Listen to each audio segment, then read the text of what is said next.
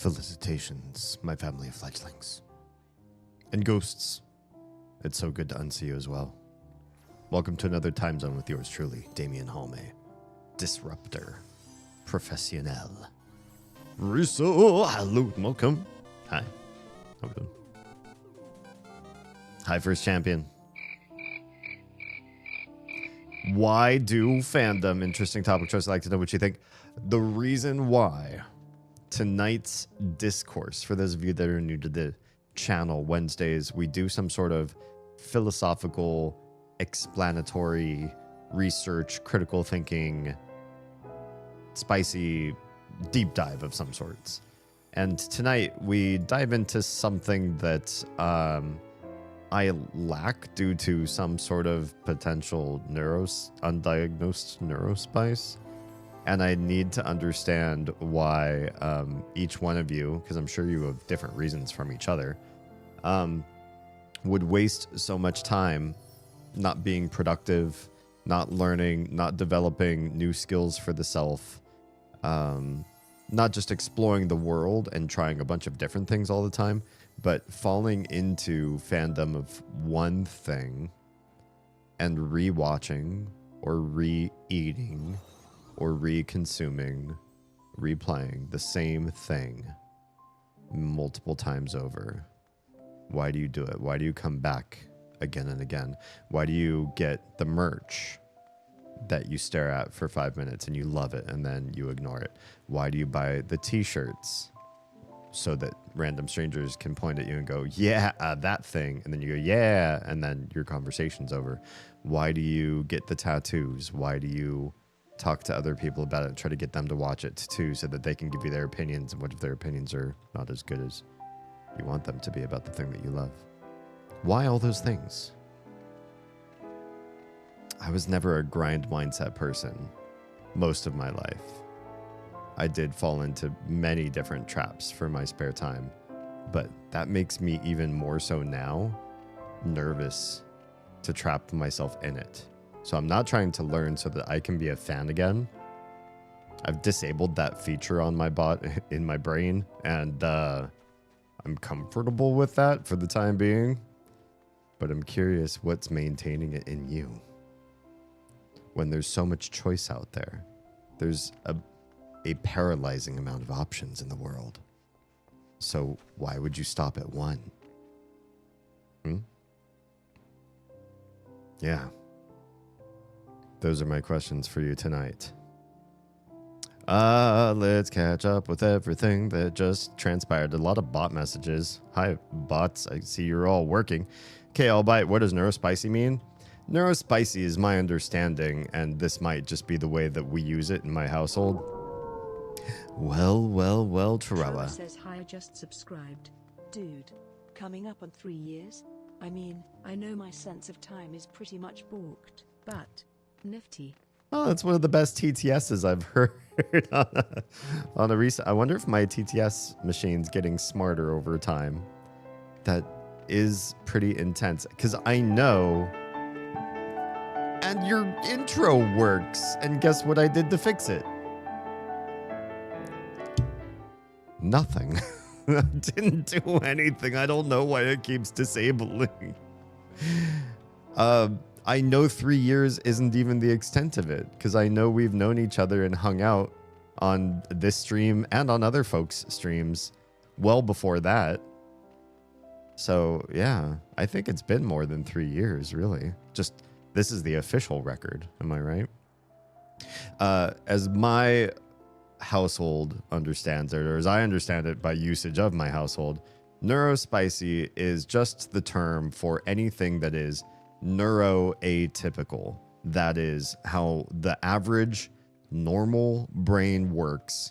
It is different. Now, there's a connotation in that the majority, I would agree to this, the majority of components of your mind that differ from the standard deviation by a significant amount are generally on the negative side of things, right? It's like when you're a kid and you learn about the X-Men and you're like, oh, I want to be an X-Man. I want mutations.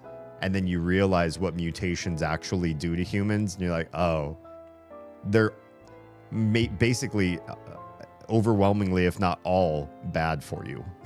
Same thing with neurospice, right? There was a short trend on TikTok and some other platforms where the concept was my neurodivergence or my diagnosis is a superpower, and people would talk about their ADHD like, look, when I can hyper focus, how cool that is. And then a bunch of people in the ADHD community stepped in and were like, no, it doesn't work like that. You say, okay, I'm going to work on cleaning the house, and my hyper focus is going to step in and make sure I do all the dishes. Nope. Your hyper focus is going to be the vacuum cleaner isn't getting all the little bits out of the carpet, and I think I'm going to grab tweezers and grab each little bit with tweezers by hand, and it will take me 5 hours, and then I won't get anything else done.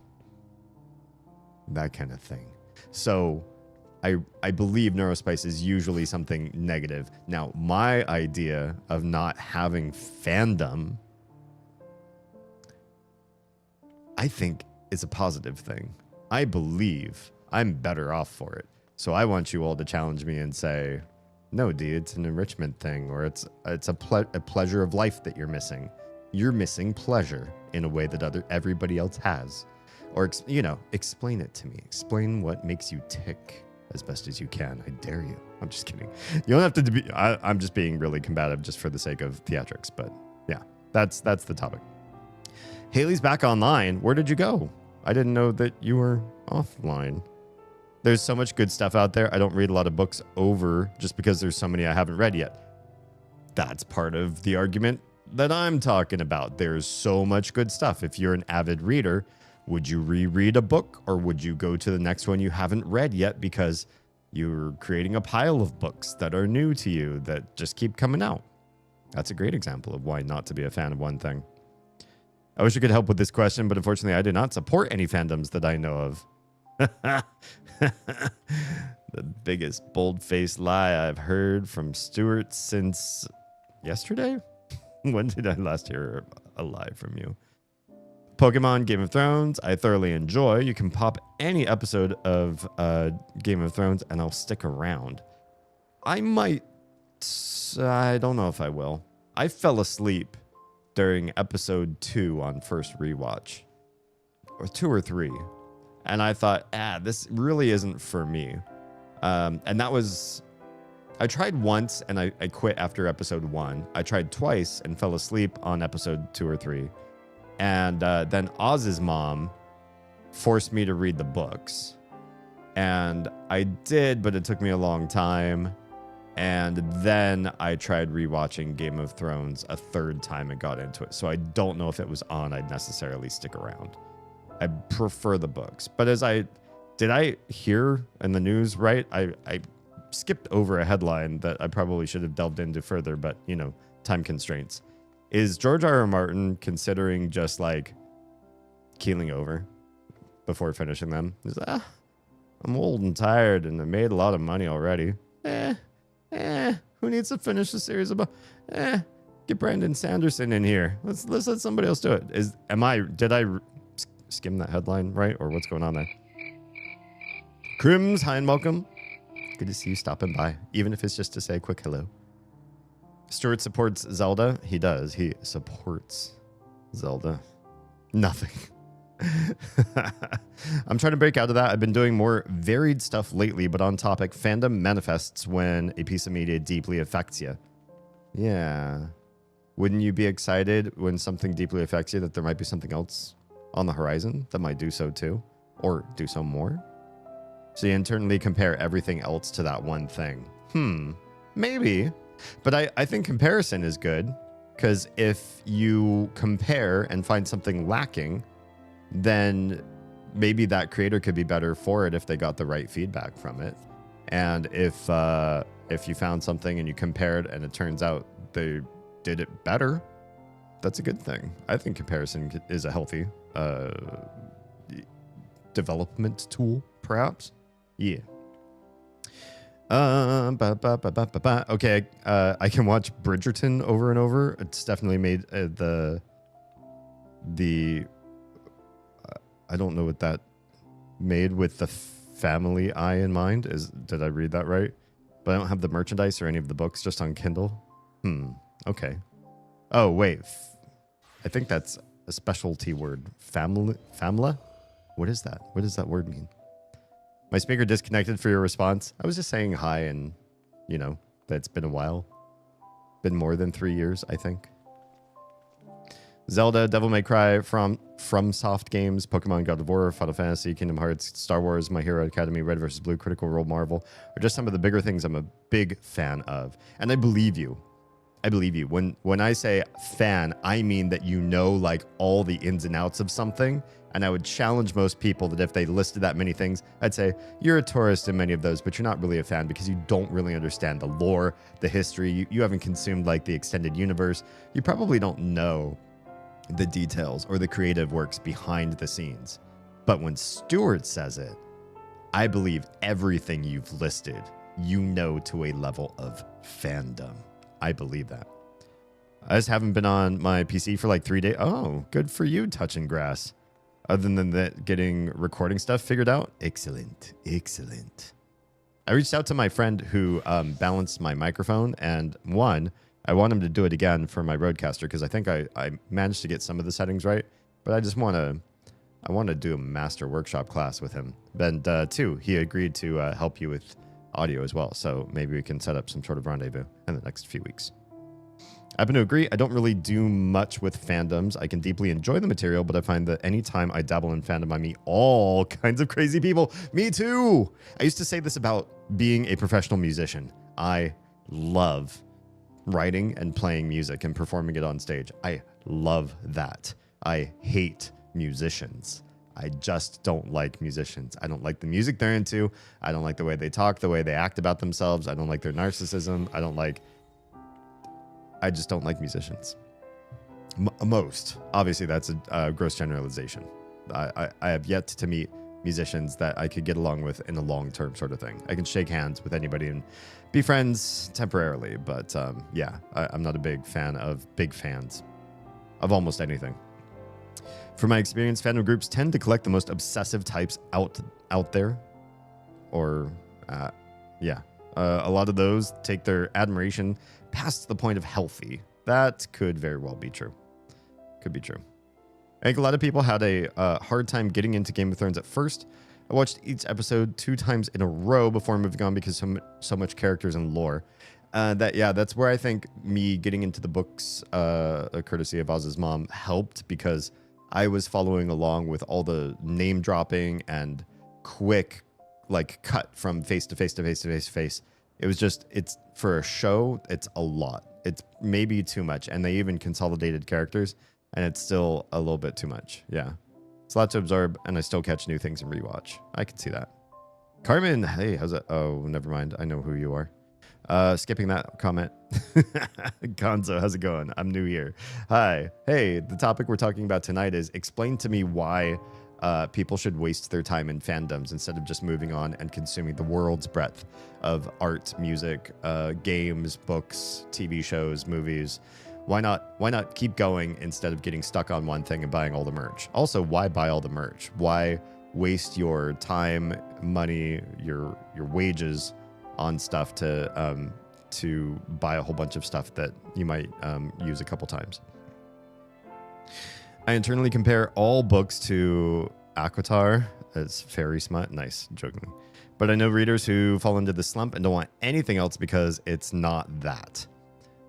I mean, I've met some people, but I always thought that they were the neurospicy ones who, when they found something, they just got stuck. But it's usually, when I was growing up, it was never really like I knew anybody who was stuck on a fandom so deeply that they wouldn't consume anything else except for food. I know some people who and now that I'm thinking back on it, we didn't know what ARFID was back in the day, but now I'm thinking about it. It might have been selective ASD sort of spectrum type things where they wouldn't eat certain foods out of concern that it would make them nauseous or just grossed out or whatever. and therefore like zero vegetables, right? They'd have every excuse why they couldn't eat vegetables, or they would only eat like really, really well-made vegetables, but then they wouldn't go out of their way to get them. So then it was literally they were just smashing carbs and proteins into their face and hoping that they'll survive to be my age. And some of them didn't. Let's just be clear. Or if it was like a real deep obsession, it was usually like kid anime or like wrestling, like the fake American wrestling, the Wrestling Federation wrestling. Like usually had to be stuff that was like weird to be that deep into, right? Never like big Star Wars fans. There weren't a lot of big Star Wars or Star Trek or whatever, that kind of thing that I ever met. But I met a lot of big like WWE fans, or a lot of big Dragon Ball fans. And they like didn't, if you said, oh, you like anime? They're like, well, I like Dragon Ball. It's weird. Bridgerton is female. Oh, I don't know. I can't, I didn't see how to unfilter that message. Usually that stuff. Oh, wait, do I only have a filter on one thing or the other thing? Oh, no, I guess I can't unfilter that on either chat. I do know quite a bit about a myriad of topics, but I wouldn't label myself a fan. I'm sure others would, though. I prefer your method. I like knowing about a lot of different topics at a surfacey level than deep diving into one thing. Although, I think that cripples you when it comes to like getting a good career or like learning how to make good money to support lifestyle kind of thing, if you don't like anything deep enough to be specialized in that particular thing. That's where I've definitely like failed myself for not being more hyper focused about one particular thing. Also, why does my Instagram keep sticking? Thanks, Stuart, for being over there. Appreciate your face. We don't really have grass, but I did get outside yesterday to help set up the pool, and then today to go swimming with the kids. Oh, I love that. Tro's not wrong in the few fandoms I engage in. Hi, welcome back, by the way. Some folks are outright abrasive. Yes. I mean, if we just look at how many people tried to backseat play Undertale through me while I was streaming that. That was crazy. Like some of them were getting so upset because I wasn't doing like the right thing, which is insane. Insane for a first playthrough. The internet tends to shield them from any severe consequences. Right. Because people are abstracted through the internet, right? They're just like a screen name and they could disappear at any point.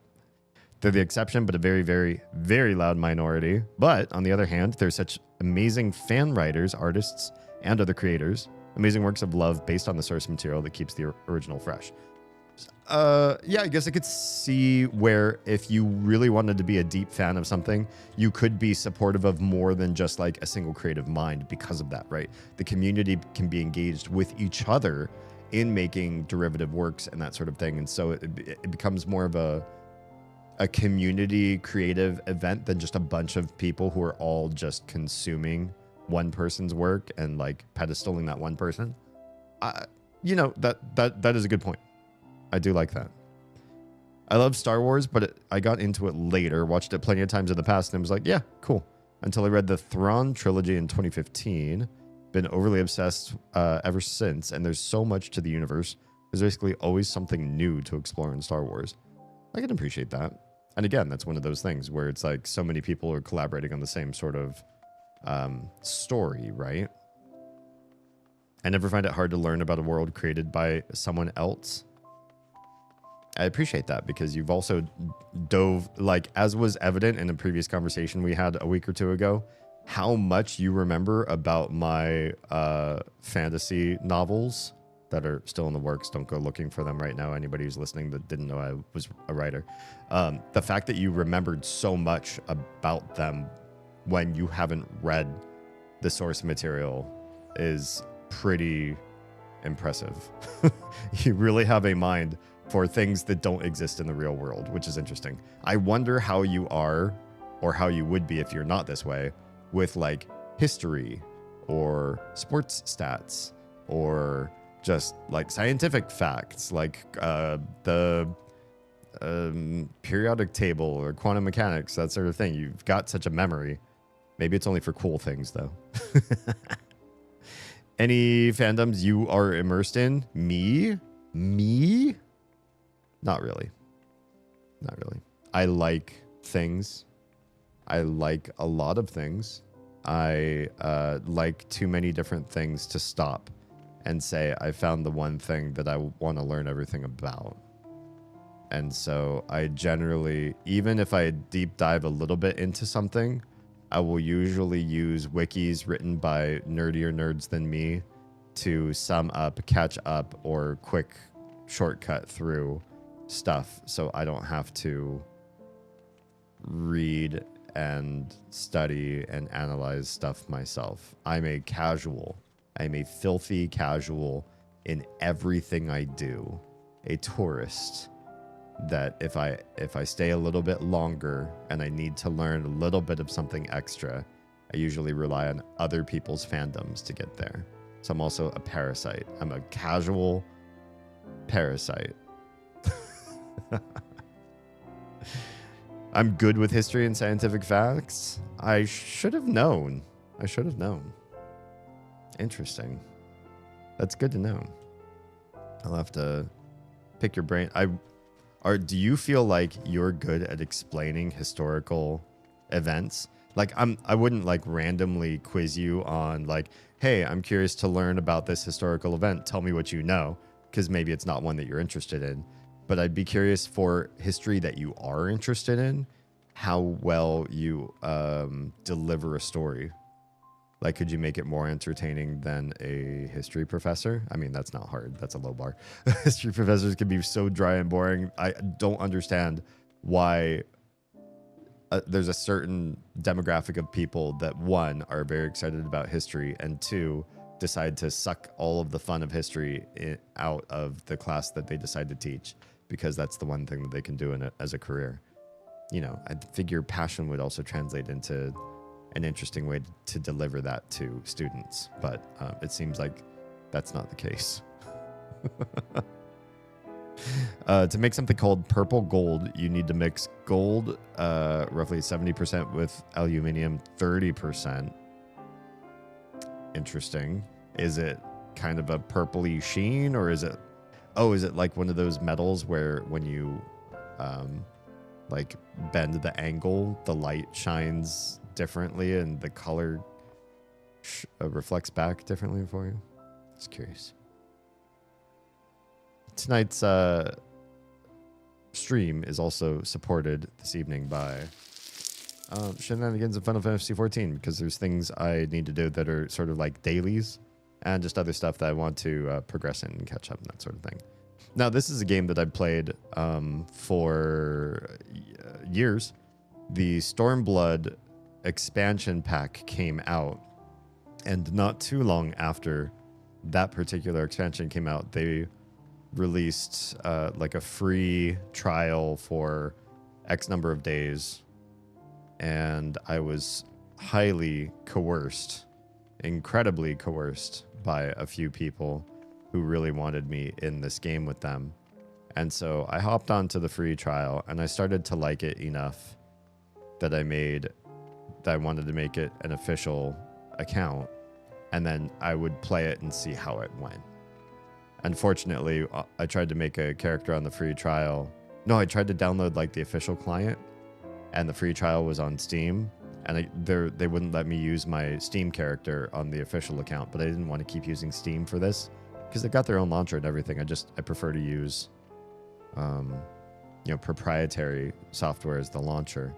So I scrapped a character that I got all the way to like level 25 or something like that and made a brand new character, which was heartbreaking a little bit, but it's just time, right? And I've been playing this since then. So not since the Stormblood expansion, but somewhere after the Stormblood expansion and before the expansion that came after that. Whose name I'm forgetting. And for as many years as I've played this, I still don't really feel like I know significant parts of the lore, the history, the job mechanics. I don't do the high-end endgame content what they would call like savages and ultimates and that sort of thing. I don't do the hard mode, even though the regular mode feels like easy mode to me. I still don't generally embark on anything harder than that.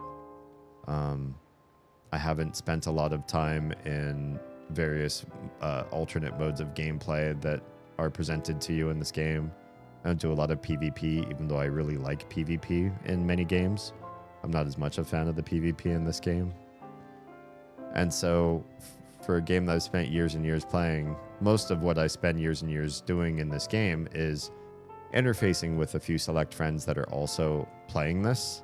And this is our way to be locative with each other. We can hang out in Final Fantasy XIV, where other games have come and gone, or other avenues are not as much fun as playing an MMO together. So we've at least got this. But I'm even a filthy casual in Final Fantasy. Yeah. It's an alloy that comes out a purple pinkish color, but it's not as malleable as normal gold and harder to make jewelry out of because of it. Oh, interesting. That is interesting. It's difficult balance. Some folks are the nerdiest nerds out there and could explain something, be it science or fandom, in and out to the deepest detail, but maybe not that engaging, right? But just aren't the greatest presenters or writers. Yeah, exactly. Well, I should have just finished reading what you said. Engagement is what keeps an audience no matter how much info you have to give. Right. And I've seen people who are worse at getting details right, or they just deliberately won't because they're pushing a certain narrative or propaganda or whatnot. Here's a great example of somebody that I used to appreciate because I liked him for his storytelling until I finally stopped being casual and did a little bit of research into him. His name's Simon Sinek. Has anybody ever heard of this guy? He's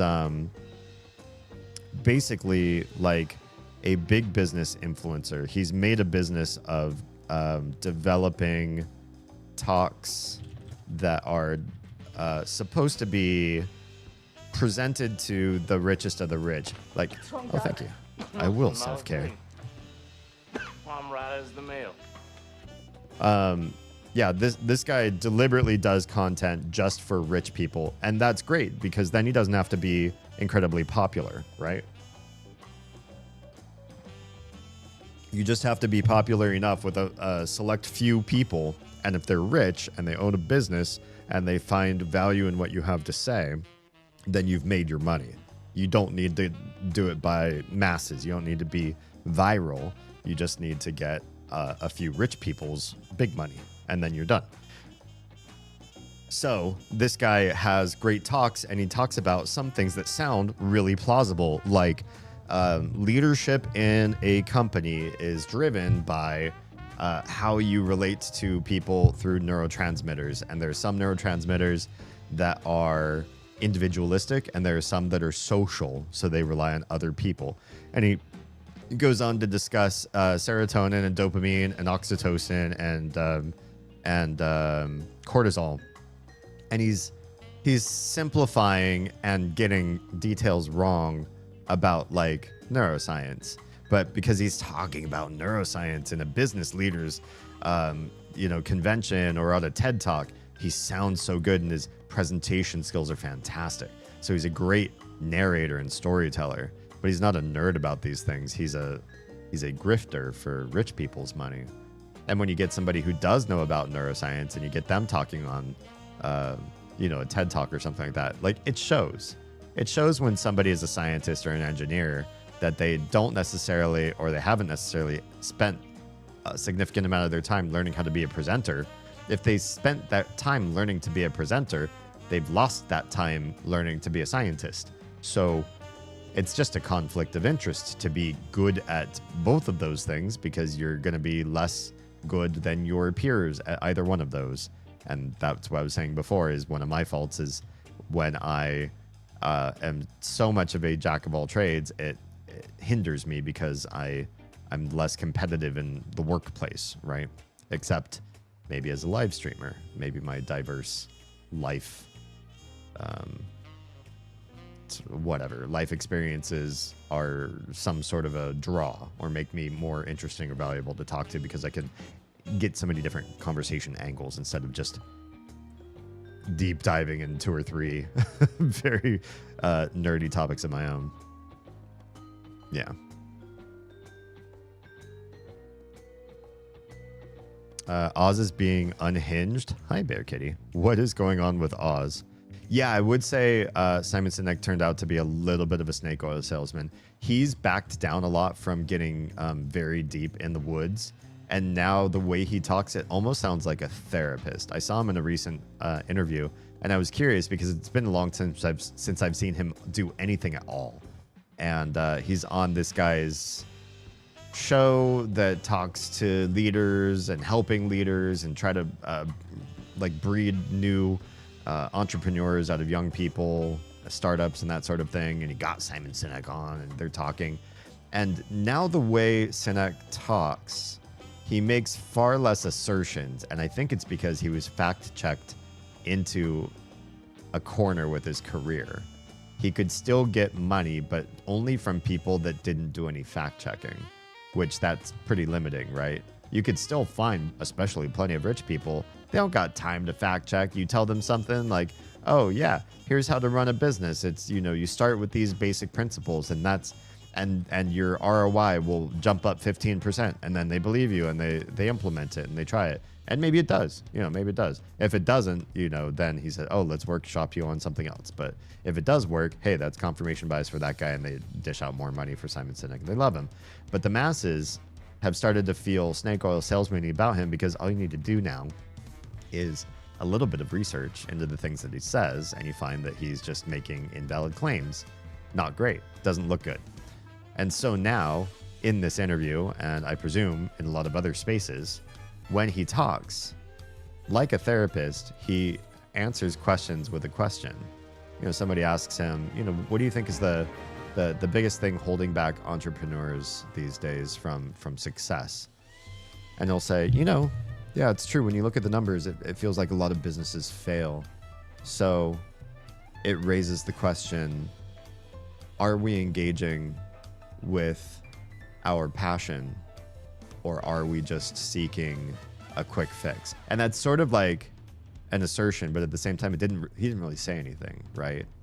Or like, you know, if you've taken mental inventory of everything you've done, that's a start. But how about a mental inventory of everything you haven't done? And he never said do that. And he never said that's going to work. He's getting good at not saying anything that will get him in trouble, is what it is. He sounds very philosophical now. Yeah. So what's going on with Oz? Why is she being unhinged? Ask her about apples and about how refillable she is. Oh, goodness. Should we do it? We're fine. We'll pop in. We'll take a little detour. And we'll see what on earth is going on.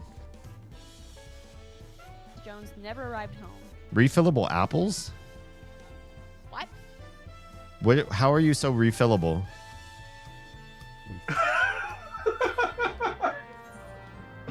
What? Help me understand. You mean turning Stuart into a pink sock? Yes, explain that. And does it involve apples?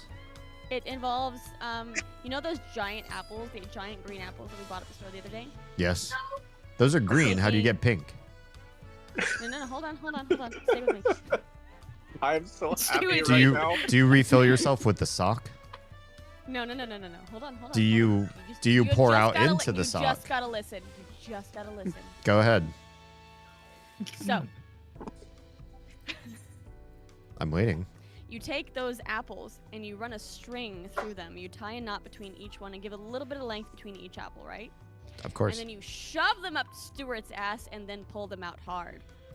Okay, so Ben Wapples. So might be like a rip card.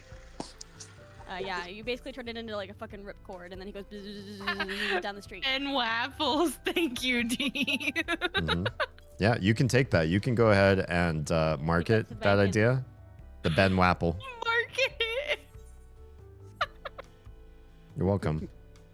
And so then you have a little external pink sock pouch that you can tie up real tight and store apples in it. You got refillable apples. Why is it pink? Because it's the inside of his intestine. Oh. Turned inside out. Oh. Sure. My anus. So bleeding. My pinkness. a prolapple pouch. Prolapple pouch. Frapple pouch. Can I make one small request? Instead of the green apples, Oh my god. can I have them be Cosmic Crisp apples? No, those get too soft too fast. Hey, We don't like when Stuart gets too soft too fast. no one likes that. Stuart doesn't like that. Oh my god, what is this conversation?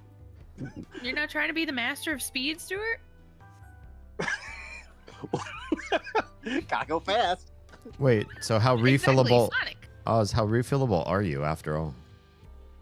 I'm not refillable. Stuart is refillable. Oh, because you can always do more apple rips. Yeah. I mean, this conversation literally started with you saying you're refillable. Or you're refillable. Yeah, that's true. That's fine. I don't remember saying that I am refillable. Does it You not said you sound like were. something you'd say? Yeah, you definitely did. Oh. I don't understand. I don't know. You're the one that said it. I don't remember saying it. I don't think, The reason we think we got the lost the apples is because context. I was asking like what you meant by how are you refillable? Like you said, if a man has a thing and a woman doesn't, and I said I have an apple. Do you have an apple? No, I said I am fillable. fillable. Oh yeah, you're right. Oh. Misunderstood. Could you explain that Okay. to me? I'm gonna go on that note. It's been lovely I have a getting so much magical drop-in meat information pattern. from you guys. The education here has been top A grade, and I feel like I'm ready to graduate. Thanks. Bye. Wow, that was a lot. That was a lot in a very short period of time, which is great because I'm a fast talker and I like to give information as fast as I possibly can, and therefore I also feel like I like to receive in that same fashion. When somebody hems and haws and talks very slowly, I will listen patiently because I love people and I love the exchange of thoughts and ideas. But inside, I'm screaming. Have you ever been a fast walker caught behind a group of people who take up the entire sidewalk from edge to edge and they don't realize how slow they're being? And it really makes you want to do whatever you can to get in front of them. I feel that way when I listen to somebody talking incredibly slow. But that was a lot of information, real fast. Love the cameos. Wasn't that a nice drop in? I kind of like this methodology. I feel like that manic energy better serves her community than mine. I've had plenty of feedback letting me know that this is more the pace of this channel is you guys as text and me as voice. And that seems to work best for what we do here. And so I try to cohere to that. And I appreciate all of you for doing the same. But a little... oh. Hey, friendo. But a little divergence here and there. A little tour. A vacation, if you will. Off somewhere else. There's no harm in that here and there. See why I ran? I do see why you ran. This isn't for everybody. Speaking of which, could you stop buying so many apples? No. I mean, we go through them so fast now that we know something about you. Buys more bushels of apples. Thank you, Bear Kitty. This is a requirement now. I still don't have a clue what she was up to wandering around on the dock. Huh? Oh, what you see on this screen up there, that's not Oz. That's me. I am playing Final Fantasy while we all talk because I like being engaged with you all in a live stream format, and I like reading your chats and being conversive with you. But one, the visual aesthetic is, you know, I don't feel like I am comfortable just sitting in the just chatting sort of screen and not doing anything except talking to you guys. There might be a point. Or if we're doing more like React content where you're pitching a bunch of videos and tweets and stuff like that for me to comment on, I'll probably go full screen because it's just easier to manage the content that way. But I generally like something else to be visually, aesthetically pleasing or drawing to the eye while we stream and chat because it's more fun to me that way. And my brain runs fast enough that chat alone is a little too slow, whereas chat with you guys plus a little like game I can start and stop at any point that I'm just doing daily. So this isn't like new content that I'm hyper focused on learning the story of. These are things I've already done before. I'm just running repeated quests and that sort of thing. I can do this and be communicative and engaged with you all at the same time. And that's the speed of things as I like it. Does that make sense? Yeah. Gonna need your own orchard at this point. I mean, if we only are doing this ripcord thing to one person, I don't know if a full orchard will be required. That seems like a lot of work. But also, I'm still unsure where the ROI is here. If we're gonna like plant all those trees and work on raising them to make a good harvest, like what do we get out of ripcording, Stuart? That's the big question I have. I think this is where I have to go. What is this? I've never seen these before. Interesting. A little signpost, a little enclave to hang out in if it gets rainy too. It's interesting. I think it's just supposed to be a really complex lantern or signpost. I don't remember ever seeing anything like that before. Can you fall in here? Oh, good, you can't. Stuart could be put to work in there. Oh, in the orchard? He raises the apples that will later enter him. That's an interesting perspective on things. It's possible. You can do it that way. I was like, where's my cast button? Didn't realize the wings I had out were blocking me from seeing half of my my hotbars. I guess entertainment for Oz. That seems like an expensive way to entertain Oz. I'd rather just get her a new game from Steam, like Summer Sale.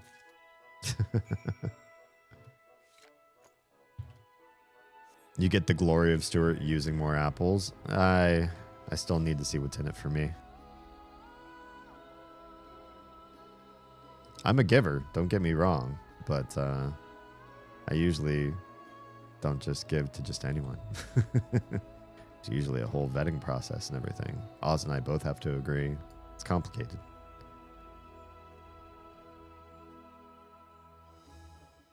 It would encourage him to ensure the apples don't have any contaminants. Oh, so is he like a royal taste tester or whatever for the king? You know, how they have to check to see if there's any poisons or anything like that. We just give Stuart some suppository apples, and then if everything's healthy on his end, well, I'm not eating that apple, so I don't know what goes on. Well, what's the next step? This feels like the underwear gnomes. Question mark, question mark, question mark, profit. I think that's everything. Yep. It's the whole shebang. 3 gatherer quests per day for this new society quest. I'm not a fan of gathering, period, in any game. It's just not really where my excitement lies in an MMO. But if I must, I would rather do it through a line of quests and gain some other alternate advancement. Plus the quests give more experience than just the gathering alone will. So I've been leveling up. I already capped out Miner. And Fisher is next. I'm almost halfway through. These 3 quest turn-ins might get me to 95.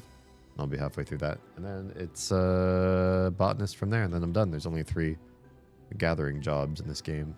Pretty quick and easy. Maybe a small orchard. Maybe that's all we need. I don't want any bugs laying eggs in them to do nesting things. No, we probably don't. That's although that would definitely increase the drama. First time in my life where people are this excited to put stuff in my butt. Oh, I'm sorry. I was hoping there'd at least be one other time that's more exciting than this one, because I think this one's just kind of like, you know, we're all just tickled at the idea, but not really excited to do this for you. I don't hear a for you part of this conversation. I'm sure there's an audience that would pay to see it too. There we go. There's our first solo pans idea. First one that might actually make us some money. It certainly beats glass jars.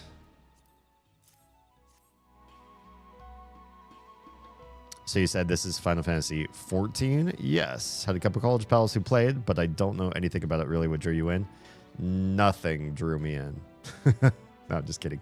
I was coerced by a friend. So I had somebody show me the game, and he was very, very excited to get me to play. And he had me watch the trailer, and he had me watch some gameplay of him. And at the time, I wasn't playing MMORPGs anymore. I kind of quit the habit. I kicked it, and I wasn't doing anything involving this genre of game. So I looked at it, and I was like, I'm so happy for you. You've got a Final Fantasy game you love. You have an MMO that you love. And at the time they showed me too, it looked like it was an extension or a reimagining of Final Fantasy 11, which I had also played. There's 95. I'd also played Final Fantasy 11, and as an MMORPG addict in my younger years, playing Final Fantasy 11 was the least addicting and interesting of the Final Fantasies I'd ever played, and one of the worst MMOs I'd ever played. So I played several MMOs at this point, and so playing this one, which I understood, by the way, when Final Fantasy 11 released, I understood the draw. There were two things. One is very few MMORPGs let you do servers with people from largely disparate areas. EverQuest 1 was like the only other game I remember where you could be on a server and you would meet people from other regions on the planet. Nowadays, most games are set up in server clusters so that if you're in a North America server, you're hanging out with North America players, and that's it. That's all you got. But EverQuest 1 and Final Fantasy 11, you could hang out with people across the Pacific, and it was cool. It was a collision of different cultures and players, and just I liked that community building part. The other side of things is I think 11 was one of the first big MMOs for console. So if you were a console player, you didn't PC game, you didn't even know what an MMO was, 11 being your first MMO, especially if you were a console owner, would be pretty cool and mind-blowing.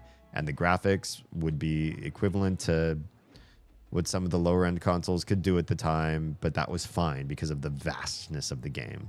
I had already been used to more complex graphics, more complex world building, more complex and better combat and menus, and everything was smoother and cleaner and more polished in every other MMO at the time that 11 was released. So did not like it. It felt clunky.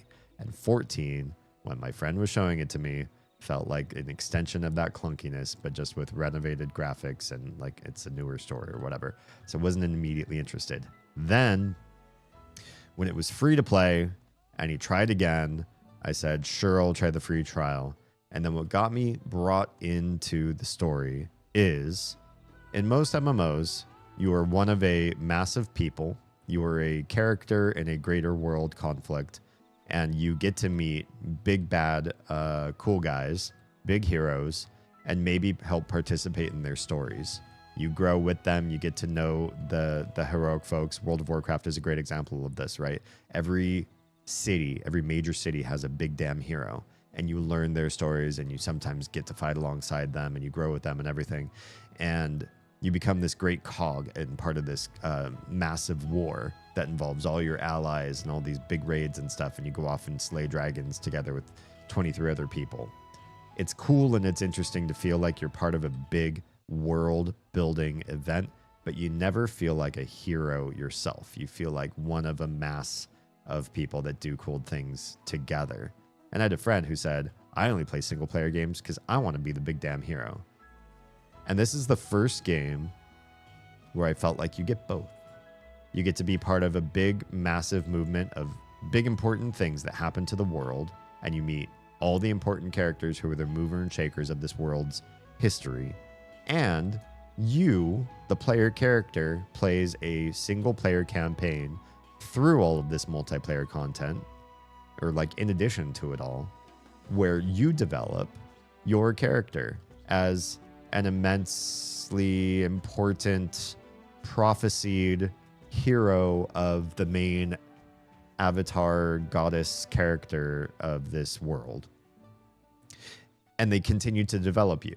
You start off like fighting squirrels outside of your city, and you end up like saving the planet. So the arc feels very epic. It feels like shows like Steven Universe, where the character starts off pathetic and grows to be something big and amazing by the end of the show, that you're like, wow, I never thought we would get here. And now this wimpy little kid is doing, you know, the most amazing things in the story. That's what this feels like. And that's what ultimately captivated me, is it feels like the best progressive saga of a story in an MMO out of all the MMOs I've ever played. And I've played a lot. I've taken photos of some wild things in my time. Nothing would surprise me, Stuart. Whoa. Do I hear the intent to become photographer for Stuart's shenanigans? Because we could set something up. Never touched MMOs myself, but always found them kind of interesting to watch. I like the idea of collaborative gameplay, and I don't always like it to be on small scale. I've done plenty of games that were like couch co-ops, or like 4-man drop-in stuff where you and your buddies all get on a server and then you play stuff together. I've played Destiny. I've played just a number of games where you all recently like Repo, but also like Dead by Daylight, Phasmo, games where you all pop in, you do a little thing, and then you hop into a lobby afterwards and you spend your earnings and that kind of stuff, or you get new loot. That kind of stuff can be fun and engaging, and it's fun to do stuff like with your own little group of people. But the vastness of the open world here, the ability to run into anyone, or just like go to center hubs, big cities where you can hang out with vast groups of people and do stuff on very large scale, is captivating. And the best part of that with this MMO is it's not required.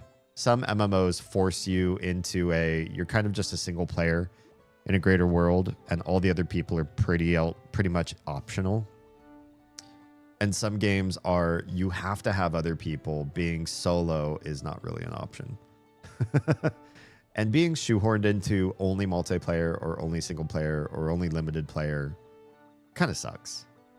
I get wanderlust. This is why I'm not good at fandom, because I can't think of any one thing I like to do just for the rest of, you know, the next 5 years. I want to have lots of different experiences. And this game's very supportive in, if you want to be alone, cool. If you want to be with a small group, cool. If you want to be a large group, cool. We got it all for you. We can do everything.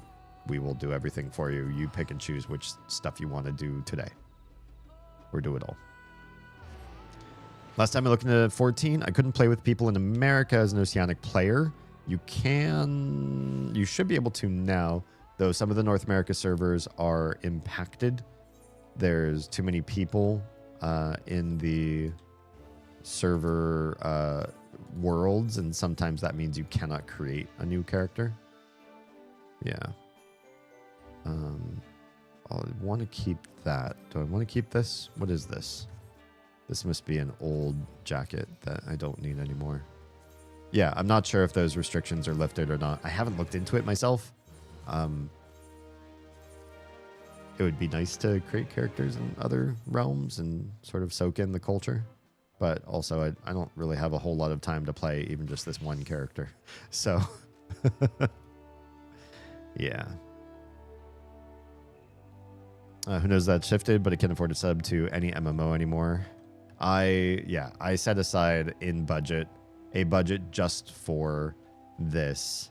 And if I ever needed something in another budget, this would be one of the first things on the chopping block, to be perfectly honest. It's a great game and I enjoy it. But if I can't afford it because of something else, I will axe this, and I will be happy doing that. I got plenty of games that I bought once and are now free to play because I purchased them, or gifts thanks to you all. I super appreciate that. And so I wouldn't be butthurt if I didn't maintain a subscription. I'm in Australia. It's difficult without sponsorship to take the photos for Stuart. Yeah, we'll just have to, do a Kickstarter and get this whole business, off the ground with some starting capital. Do you need to get back into my photography though? How long has it been since your last photo? I feel like a priest. Let's sit down at the confessional. Tell me, son, when was your last photo? It's funny. Corruptional, hi, welcome back. I can't just bring my sexy Hrothgar I've already developed. I don't know.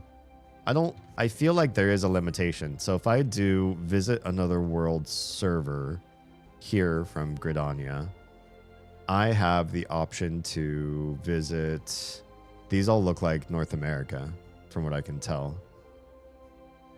So is that what it says? Depending on the congestion of the target world, once preparations have been completed, travel will occur automatically and cancel all other current actions or duties. I feel like there is a way to do it, and we've done it before. Let me log out. I know this is going to make me have to have a queue, but since we're talking about it, I'm just curious. I think there's a way from the character selection screen to switch data centers from the one that you're in. So we're in Primal, which is North American data center right now. If we did my character options, is there anything in here? Character settings, data, restore settings. I don't think it's there. I feel like I saw this before. World. Oh, this just lets you figure out what worlds you can go to. But these are all under Primal. I swear I remember there being something like that, but maybe I just don't know where to get to it. Could it be in the main menu? Sorry, some of you are in ad break hell right now. I apologize. Oh, data center. Can we just go... Can we just go to Oceania? What would happen if we did? Proceed. Then what? There's probably a way to like copy and then move your character. And I'm probably not doing it right because this doesn't give me the option. Oh, well, here maybe this client settings. I don't think this is the same thing. I could have sworn there was a way to actually like port a character over. We can just remake a character. Yeah. It would be a lot. I should probably choose my data center again. Primal. Doesn't take too long to switch data centers, but then making a character move, I don't know. Feel like moving from data centers was something we've done before. I do feel like that's the case. I guess half due to the reason why I've never touched any MMOs is because I'm not sure if anyone I know would be too interested, and the themes are generally not too interesting to me. Thematically, I find a lot of MMO storylines to be boring. Because they're big games with big communities, they want to focus on big conflicts that are sort of like broader than like a small group of people that's intimate. To me, I find it much less interesting to hear about like two city-states clashing and all the different nuances of how to the battles play out and the politics and all that kind of stuff. And maybe there's a few major characters or leaders that you learn a little bit about along the way. But I find that kind of stuff pretty boring overall. I don't want to learn about major world conflicts or like here's our peaceful hamlet and then the void creatures from this other dimension are all starting to invade and you're part of the force that pushes them back. Not that exciting to me. Oh, cliffhanger. It's just some free gold saucer points up there waiting for me. But this story, I think, does things a little bit better. What I prefer is to have like a small ensemble cast of maybe like 6 or so characters that each one of them has a deep, rich backstory, a deep story arc, and they change. They are dynamic as characters. They're not like, here's my archetype. I'm the Han Solo swashbuckler, plucky rogue. And they're that way from expansion to expansion to expansion. It's boring. I want my characters in a story to grow, no matter if it's a novel or a game or whatever. And I do feel like 14 does a pretty fantastic job in that regard, making sure that, I know a little trick here. Making sure that the characters that they introduce are very, very few. They stick with them through the entire, expansion series of expansions, and they change. They're dynamic. They grow. All of which I super appreciate. I think it's a really smart idea to keep things limited and to make it worthwhile for everybody to stay involved in a few stories that are meaningful instead of a large world conflict that can be very dry and soul-sucking after a while. Several years, no dollars to sub for Lightroom either. Bummer. Hate that. Then you got to do the grind all over again. Are there any great open source editors for photography that would be a great Lightroom resource, but are free? Open source, I know, can get a little bit janky. They can feel limiting as to how well they perform, or the worst part is really like the user experience. I used to use a free-to-play video editor when I was first starting on YouTube in 2014, and it was so good. It was so good at what it did, but it was so not fun to use. And when there were problems and inconsistencies that I had, and I did have one major problem that made editing take a very long time, I just wasn't having a fun time with it, you know? That's not why I stopped doing YouTube for a long time, but it definitely soured the experience and made it harder for me to stick with being a YouTuber because there was such an upfront cost there in just like navigating around. But I feel like there's so many passionate people who are both into photography and computer science that you wouldn't have to shoehorn yourself into learning Lightroom. 3 minutes of ads later. Hello, Rush. I have no snacks for you, but hopefully Oz's community does. Or if anybody in my community has snacks to dedicate to our snack god, please comment them quickly before Rushdell's doom embraces us all. Rush, I've been thinking of something. If you DM me, what have you been thinking about, D? I've got an idea that I'd like to engage in, but I think I want to ask for your blessing before I do it. It's important to me that I talk this out with you. In other words, yeah. I hope everything's good in your world. Most of the photography editors focus less on the library management than Lightroom does. That's tricky because that's an important component of being a digital photographer, is having a vast, well-disciplined file system, right? I don't do a lot of edits. I usually apply custom presets I develop for a shoot. That's smart. I think that's, not only is that smart for what you want to do as a just as a time-saving component, so that you're not pulling your hair out trying to redefine yourself over and over and over again with the same sort of things that you would normally do. But I also think it creates cohesion in your art, and you can always tweak them, you know, down the line as you develop new styles or want to try something different in your branding. But it's a good idea for at least a long run of photos to have this cohesive vision that's supported by all of your photos have some similar processing to them. So it does feel like it's you. It's not just one camera or one sort of type of shot that you do that makes you, but it's also at the endemic level of what you do in the post-processing as well. If that makes sense. The free ones are more geared to those who do a lot more edits actively. Oh, it's kind of weird. Why? Wonder why that is.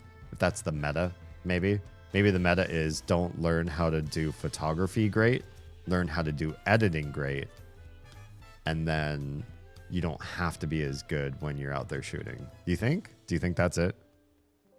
Better for my workflow to have the library management than the editing. There's Photoshop for really in-depth editing. Yeah, that's also a little expensive though too, right? You can't just, can you still buy Photoshop, or is it like they make you sub and that's it from here going forward? Did I do everything I want to do before I go in here? Oh, whatever. I can always leave if I want to. I'm gonna pop in here and stay as long as I feel like it. If there's another thing that I want to do, I'll just do it. That makes sense, right? I cut my teeth on photography with live music gigs and events. That is challenging. Tell me that's, I mean, that's basically hard mode in every which way, right? The lighting has got to be the worst. Everybody moving around has got to be the worst. What is it going to level up next? Cannoneer. It sounds frustrating in every way, shape, and form. Oh, crap. Well, I'm going to miss that one. What's the Fork Tower? Fork Tower battle underway. Battle underway? This is the first time I've been in an instance like this with the Fork Tower alive, and it's already in the middle of doing its thing. Well, that's frustrating. There's definitely a split in the photography community of those that spend a lot more time in editing and development than actually capturing in camera. I feel like what you are in the latter is an editor, right?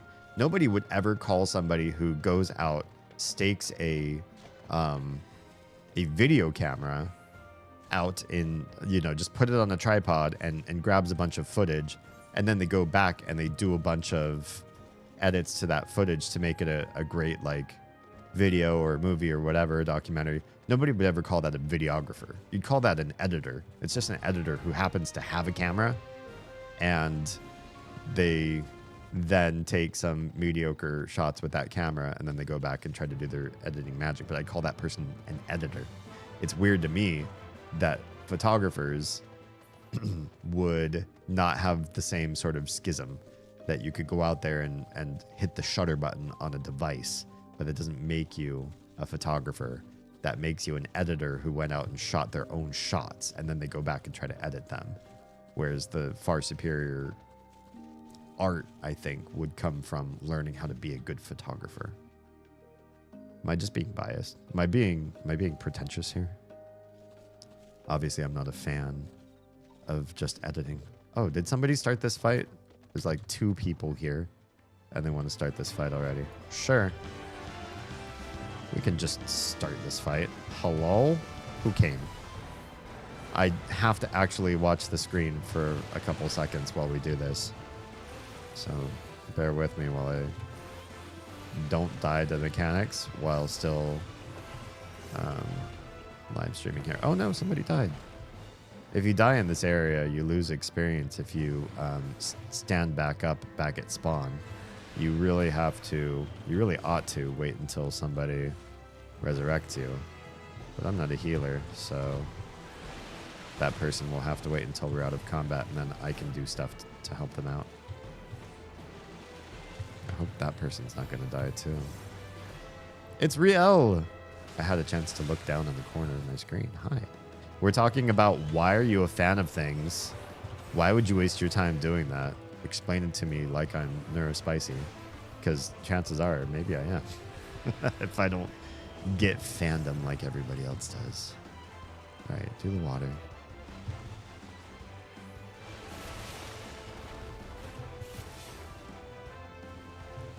The cannon is pretty good, but not fantastic. Are you rezzing them? Oh, I'm naked.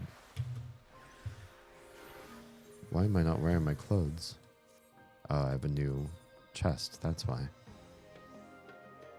You have a lot less control on environmentals and just need to adjust on the fly for camera settings. Oh, don't you have a pretty steed? Come on. Also, I don't know if I'm the rarity having aphantasia as a photographer or not. I would say so. That might be pretty rare.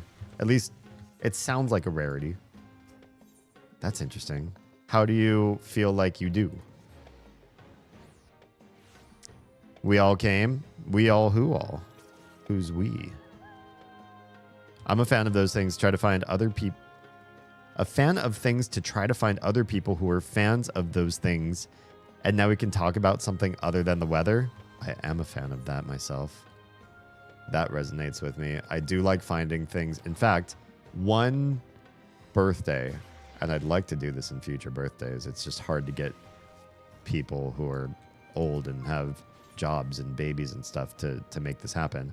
But I would love to get another birthday where everybody in the group was willing to talk philosophy. Not just talk, but debate it. So we had some philosophical questions that we all raised together, and then we addressed each one of them in open forum. We had some nice drinks. We all dressed up really like sharp and beautiful, and we chatted about philosophy. Now, for me to say that, I'm not a fan of philosophy. Like, I don't have a favorite philosopher or read philosophy in my spare time. So don't get this wrong that I would do this as a birthday thing, meaning I'm a fan. I'm not a fan of anything. That's the premise of this story anyways. But it was really nice to get together with people and talk about something that was not just the weather. It's very nice. So what is your biggest, I would like to get together with people and talk about this thing that is not weather, that is actually quite interesting and deep? What is your favorite of those topics that you have embarked on so far, or would like to embark on? You got a candy? I got a candy. I don't know what I got when I beat that one. I definitely didn't get any Cannoneer level up. I'm still level 1, but we just started this just today. This is my new job I want to power through, because I saw somebody with Cannoneer one-shot something in combat, and I was like, oh, that looks amazing. How did you do that? I want to level up this job and also do that thing. Also, this particular instance, fates are spicy. Like, everybody is there and these things are dropping like crazy. So if I don't like immediately hop in, go to it, kill it, or touch it, I don't get any credit.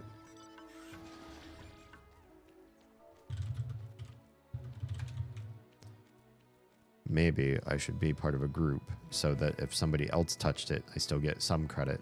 I still think you need to get a touch in yourself to get any experience.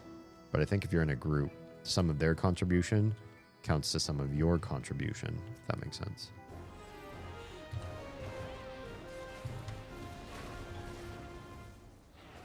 Arashi is here. Troa, would you do us a favor and protect my children from Rushi's snack god doom, and offer a snack to the snack god?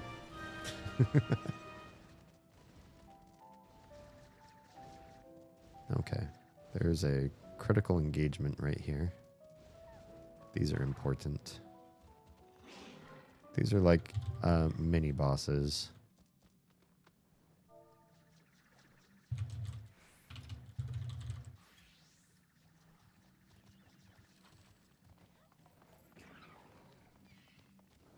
That's a cool helmet. A little pink for my tastes, but cool. Well, I guess their whole aesthetic is blue and pink and white. I like that. I have ice cream sandwiches. Ooh, can you tell me more? I know you usually have ice cream stickers, right?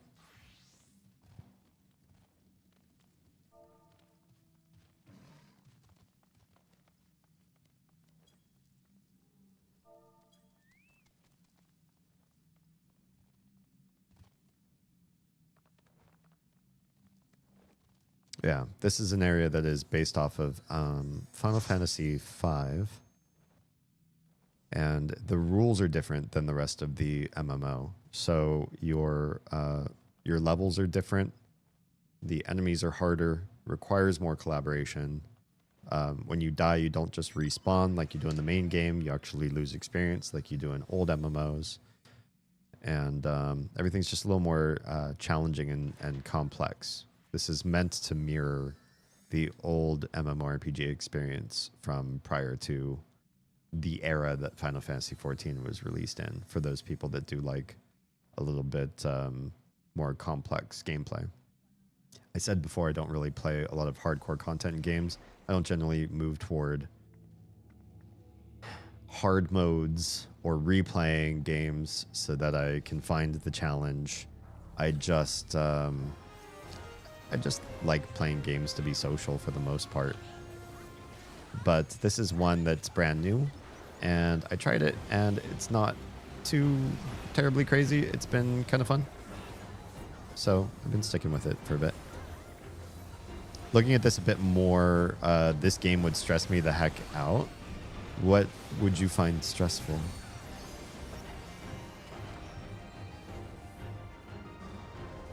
It's not a particularly high stakes game.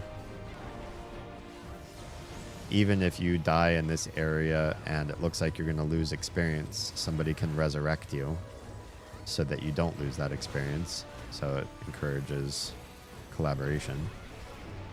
Paying attention to stuff on the screen, I feel like this game's a little bit lower on the totem pole for how many things you have to actually like pay attention to. These fights being a boss, they're going to be more challenging than a lot of the other content. So yeah, there's a challenge associated with this kind of stuff, but a significant amount of the challenge fighting a dragon like this is knowing where to stand so that you don't get hurt. And you don't have to, you can just watch everybody else. My secret is watching where everybody else runs to and running there myself. Is that silly? I do know this fight a little bit because I've seen, this isn't my first time seeing it, but you can also just surrogate your brain out to let other people show you how to play the game.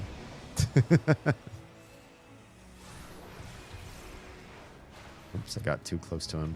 Touched his toe. There's so much going on. You see a lot of other people in this game, and I will say there are some MMOs where what the other people are up to is important. You have to be mindful of them because there's combos that you guys can unlock together, or if you stand in certain places, you benefit by doing like team ups and that sort of thing. So yeah, games like this, you might have to pay a lot of attention in order to make sure you're doing the stuff with everybody else. But this game does not require you to pay a lot of attention to other people. So I feel like a lot of the chaos you see with other folks slinging spells, running around and stuff, I don't have to concern myself with playing their characters or playing my character in relation or conjunction to them, if that makes sense. I can just do my own thing. Focus on me. And that's enough.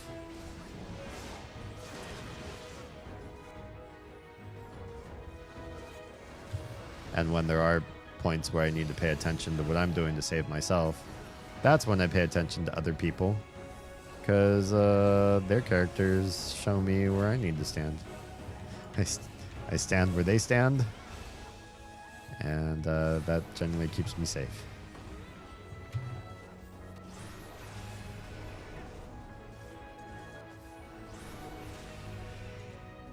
This area is stressful, but the rest of the game... Oh, the rest of this game is very, very chill. This is not the most stressful of the stressful areas either. There are two other areas of the game that also do the old school MMO mechanics like this one. And they're both harder and more... They're more try-hard than this one. They want the people who are like really focused and nuanced and care very deeply about learning all the intricacies and spawn points, and then spending months to like farm for little bitty handouts. I'm not a fan of that part. Getting little bitty handouts over a long period of time is not my favorite thing to do. If you say you need 1,000 of these and it will take you 3 months to get to 1,000, I don't like those type of games. I ain't got time for that. If I'm streaming and I'm talking to you guys about a deep topic like fandom, then yeah, sure. But usually I won't sit and do incremental gameplay like that. To be fair, I have barely any clue what's going on. I'm just fighting things for experience to make my cannoneer job a better cannoneer. So I'm running around from interesting monster to interesting monster. They give me experience. The experience goes to my cannoneer, which is hiding behind the chat pane, so you can't really see it too well. My apologies. Maybe I should at least move that over to the other side for you all, your sakes. And yeah, that's about it. Holy cannon. Oh, that one's a... I don't know what that is. Oh, it works really well against undeads. Interesting. I didn't know this game really had any nuance like that, but maybe that's just specific to this part of the game where they make certain attacks affect certain enemies. Usually, if an enemy's ice, you could cast an ice spell on it. If an enemy's undead, you could cast an undead spell on it. It wouldn't matter. Just they don't pay attention to that kind of stuff. Just assumed you'd have to pay attention when boss raids are or something every 30 minutes. So in this game mode, the map tells you where things are, and I don't have to pay too much attention. And I'm not farming for anything specific. I'm just following groups of people who are all fighting monsters together as a collaborative effort and gaining experience. And I'm mostly here for us, for you and me. This is just something to keep my fingers busy, if that makes sense. I'm saying this like I don't exclusively play nigh masochistic games. Can you tell me more? What masochistic games interest you? Is anybody into really like crazy hard, like produce tears kind of games? I know some of you played the Souls-like games. I've played one because it was bought for me to play on stream. But besides that, I haven't really spent a significant amount of time playing games that are meant to be excruciatingly challenging so that you replay them over and over and over again until you kind of like memorized a path to your own success. That's a little brutal for my tastes. Uh-oh. Okay, good. It's dead. Thought I was going to get hit by those. Have way too many hours on Geometry Dash? Geometry Dash. It sounds familiar.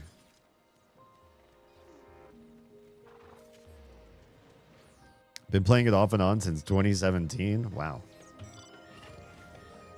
And it's tricky. It's a hard one. I feel like Instagram is really struggling. If you're watching on Instagram, I apologize. It looks like the bitrate or my viewership of it or something is like broken. I'm going to try to get back into the monitoring the stream's health. But I think it might just be like a bad day for their servers or something. I've never seen Instagram so bad. Oh, I think it died. I think the Instagram stream died on me. I can't access my own live. Interesting. Well, easy come, easy go. It wouldn't be the first time Instagram took a total dump on me and just gave up. Out of all the streaming platforms, even ones that most people have never heard of before in their lives do better than Instagram does. So I'm not going to be incredibly butthurt if it's just not going to work tonight. What's the longest fandom you've ever had? I imagine for things like books or movies, you could just keep rereading or watching them over and over and over again. And so you would find yourself in sort of like a permanent lifelong fandom, as it were. But especially for games, that kind of stuff gets a little bit different. Games, you could still fire up old games from like a console or something, but some old games are harder to get into. There's issues with compatibility for new systems.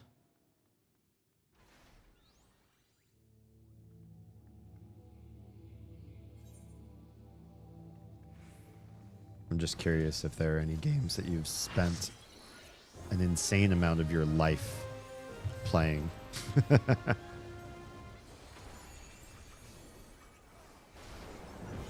For me, it would definitely be MMOs.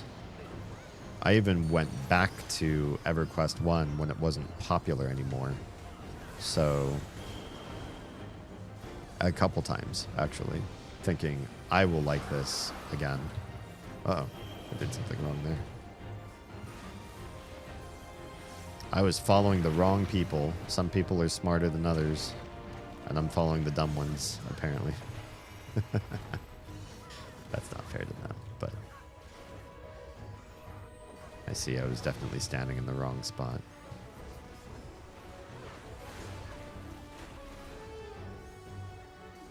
There are a few shooter games, too, that I feel like I wanted to play for forever and did put in a lot of hours in first-person shooters. But my friends were a lot more fickle in that particular category. And so I feel like what I wanted to do was different than their tastes, and I wanted to play with other people. So that made it more challenging for me to stick to certain genres if they all wanted to leave. Did you ever see that one South Park episode where one of the kids kept buying the new toy or the new thing to catch up to everybody else's tastes? And they're like, "Oh man, dude, we're not into that anymore. Like we're all about this now." My friends were very much like that growing up. That was their passion, was to find new things all the time and disenfranchise me. No, they weren't doing that part on purpose, but I feel like I got caught a lot in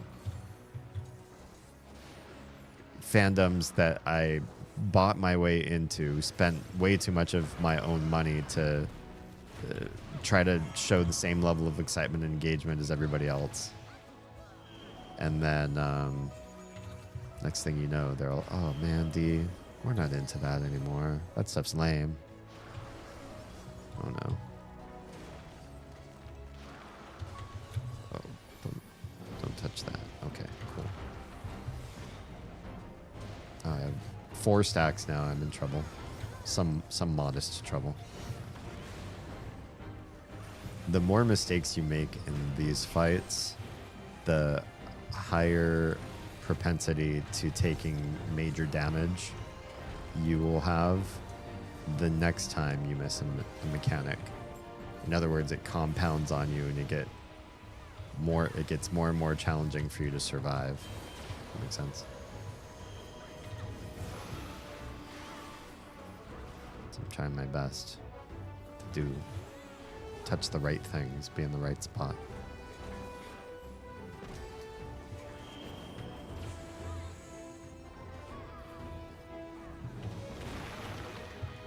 Oh yeah, that one can kill me. Oh, it didn't kill me. That one will. Oh yeah, that one got me. Okay, dead. Oh, and we have no healers in our group. That's it's not terrific. Okay. You have to play singular levels for hundreds of hours at the top level to be able to beat them. Oof. Yeah, that's big masochism for me. I'm just practically playing stuff over and over until... Oh, it's just practically playing stuff over and over until your muscle memory gets good enough to beat it without dying once. I'd die inside if that happened to me. Die inside if your friends all moved on. It's painful, right? You could either try to make new friends or try to keep up, or say, I'm just not going to hang out with all you guys while you go on this like rampage from thing to thing to thing to thing. And I had really bad FOMO.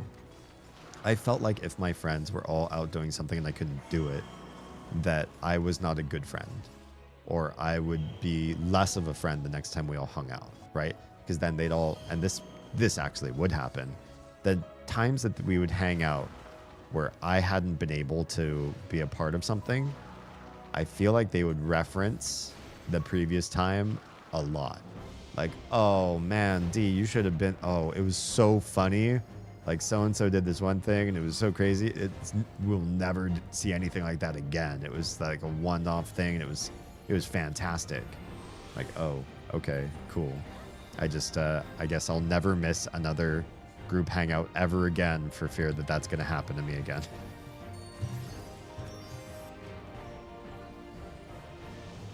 I didn't have the healthiest relationship with my old group of friends. In fact, to date, I don't really talk to them almost any of them very much at all. I think a lot of it just came down to how unhealthy things were for me in that group. But then I was also a really bad actor in that group too. So for me to say, oh, I think it was stuff that they did. I was a really, really bad friend to many of them. Probably worthy of, I don't think I want to talk to D as an adult. You guys cool with that? Yeah, I think we'll all be happier and healthier if we just have little less of that guy around, if you know what I mean. And then they did. And I think they probably are.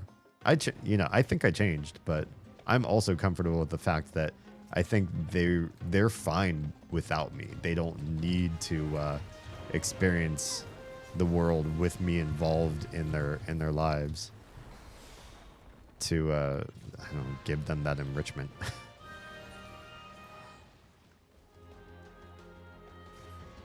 Most I know are very into these said hard sort of niche games.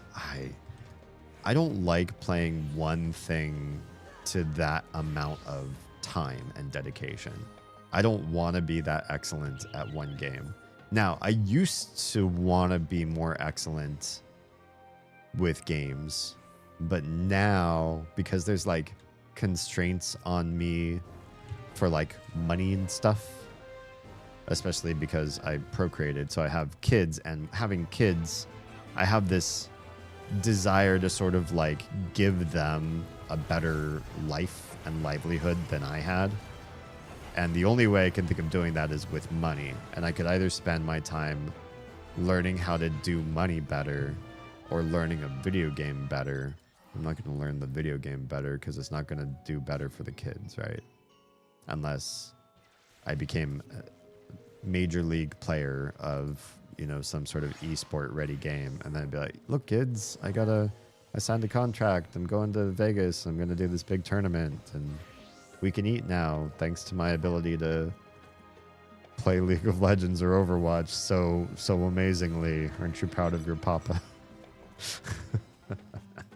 That's the likelihood of that one happening is not too great. I feel like I do okay at games, but I don't know if I'd ever MLP an esports sort of game. Given enough time, perhaps. But do I want to spend my life getting fantastic at a game? Especially if that game doesn't becomes unpopular for whatever reason in the future. Then what did I use all that time for? Imagine getting so good at Overwatch and then, nobody plays Overwatch anymore. Right.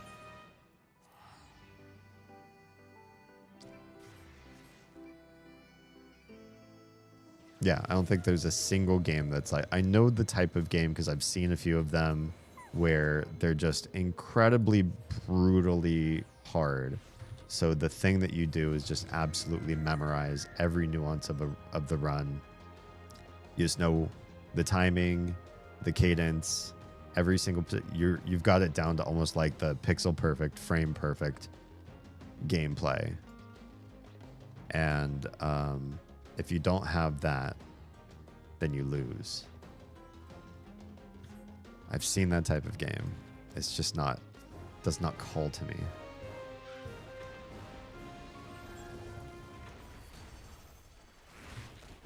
A bunch of people are not here, so this one's actually not going to die quite as fast. Need to be a little more cautious about the mechanics. I can't just strong arm my way through. That one's chasing me, that jerk. How dare you? Okay, still died pretty quick. I would normally take an etherate to get to this next area, but I don't think I have to. I can just run there.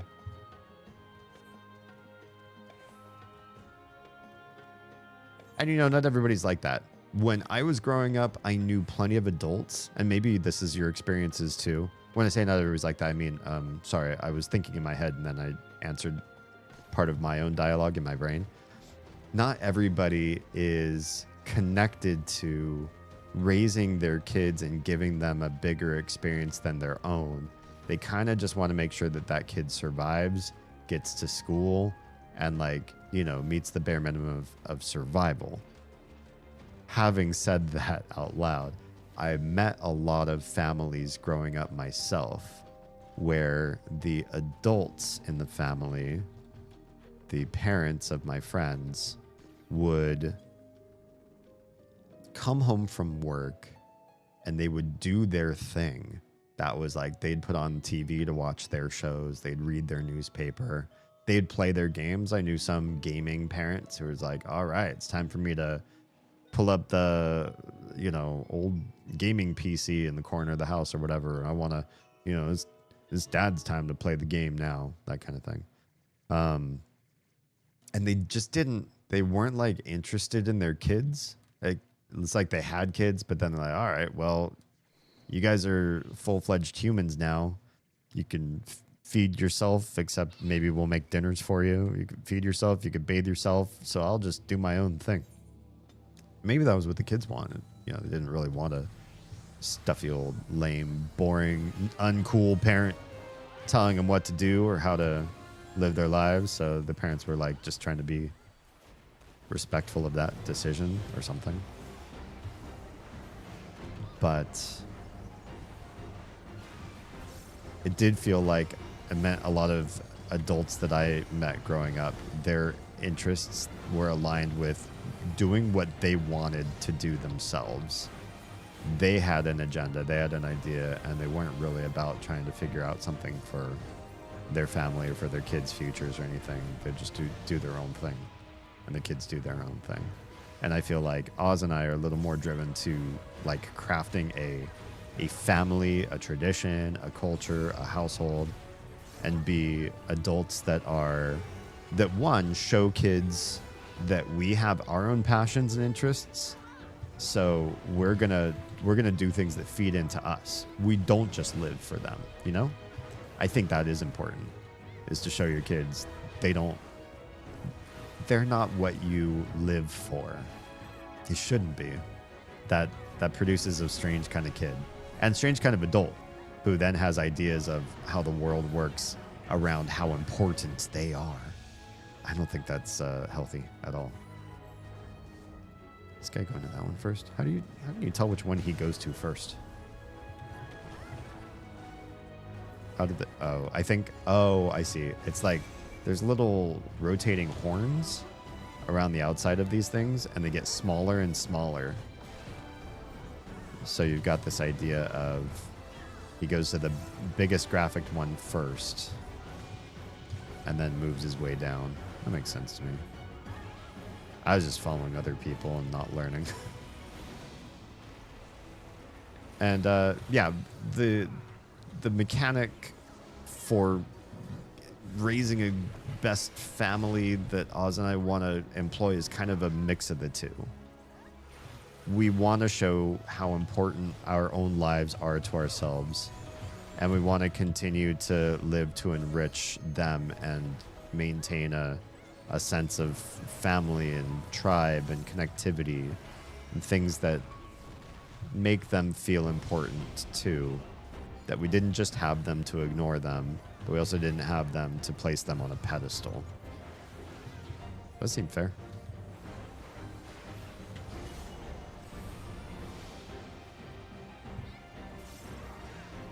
But that does unfortunately mean that if I ever wanted to be, you know, the best League of Legends player, I probably wouldn't, because I'd be putting my heart into other things.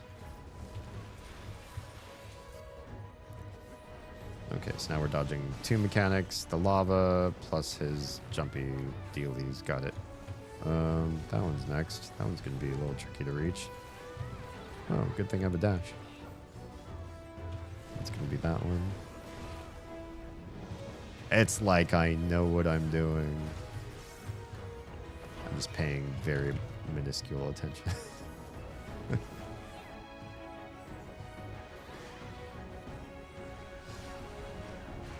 The fact that he does like a half screen shot or slice that decimates everything on one half of the entire level, that I'm impressed that I haven't just gotten completely ravaged by that every time, because I don't see the tell for that one.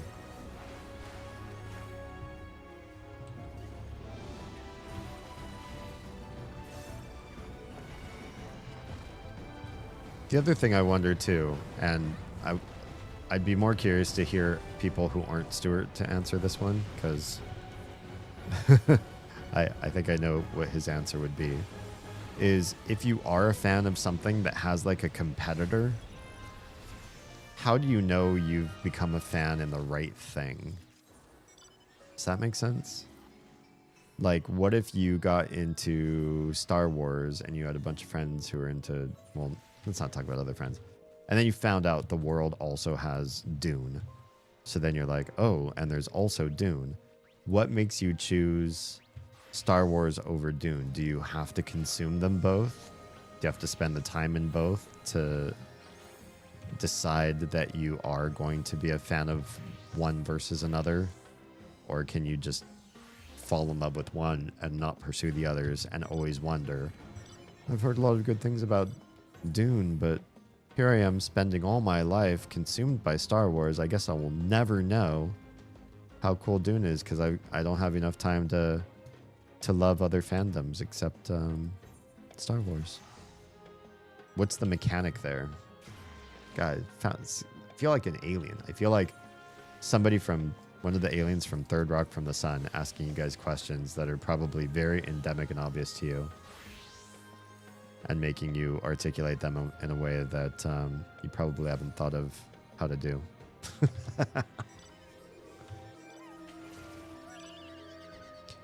I'm not one to speak on it, but to an extent it's understandable that it's often hard to balance these interests. Yeah. I mean, balancing interests is kind of like what I was talking about earlier with having kids, trying to show interest in them and show interest in your own thing. And that those are, mutually beneficial. You want to be a more broad person interested in many things just for your own enrichment. But you also want to show kids how enriching adult life is. Especially if you just decide you want to be a helicopter parent and it's just about them. You're teaching kids to sacrifice their adult lives to develop more humans in their future. Some people might think that that's the right thing to do. Oz and I feel antagonistic to the idea that you would put away your own adult ambitions just to develop other people up. It doesn't feel right or good to me, personally. Even so, I do think everyone should put in time and effort to be interested in what your kid is and find what's best. Absolutely. Yeah. Kids should not be had so you can put them aside and then do your own thing with no real regard to who they are and what they're interested in. Especially young kids develop their sense of self and position in the world based on what their parents invest in them. If you don't show them attention and affection, they're going to struggle to be more. You hamstring them. Eventually, all human beings find more depth and what's the word I'm looking for? Passion through others or from others. They hear how other people connect with them in the world, and that makes them more satisfied, I guess is what it is. But at first, it's the parents. Maybe like 0 to 7 is what I've heard. 0 to 7 is super critical. And then after that, you start to listen to other adults, other peers, and then your friends become more important. And yeah, it's like a, developmental outward expanding circle. Like the thing I'm standing in right now. My interests occasionally align with friends, but it's not really something I consider at all when I'm deciding if I like something. I like that. There's no wrong thing to be a fan of to me, since it's based entirely on if I like it or not, rather than it's something I can enjoy with others. That's interesting. I generally put myself away if I can't enjoy it with other people, and will do stuff with others so that there's a matchup of how time is spent. But I also think I prioritize I have more fun doing stuff with people than I do things I've determined are fun, but remove me from people. And that's where I could never hermit. I'm an extrovert. And so being so extroverted, I do need the connection with people more than I need the enjoyment of a thing, because the connection with people is the enjoyment, if that makes sense. Depending on what it is. Like if I'm adverse to a scenario, and I'll say straight up, if you invite me to go bowling, I will go with everybody to the bowling alley to be around those people. I will not bowl. I'm disinterested in bowling. It's just not my thing. Yeah. Did we ever speak on what ice cream sandwiches you have? For some reason, I didn't recall seeing I'm looking in back chat. I never got an answer. If it were Snickers, I'd understand, but you usually don't carry ice cream sandwiches. I'm starting to learn Troa's fridge, you guys. So this is an important aspect of my world build on who Troa is. I've never done this one before. Oh, I don't think I've done this one before. I switched to healer because nobody else in my group wanted to be heals, I think. We're going to try to do some crazy stuff to this guy, I guess. And not die. That's ultimately... Already somebody's dead. That's not terrific.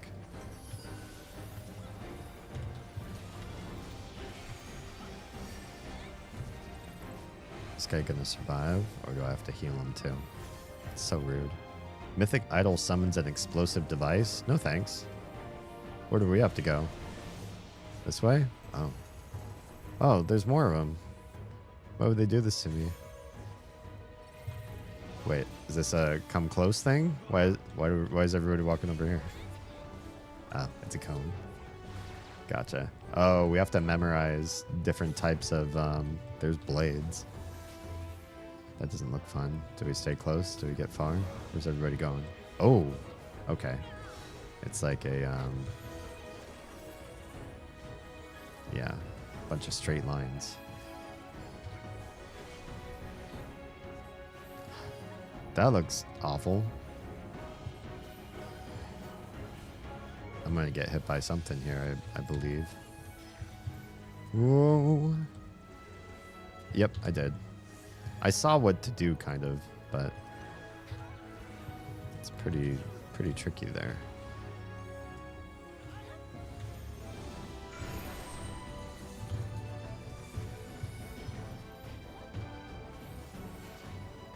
That guy's gonna die. Oh, he didn't die.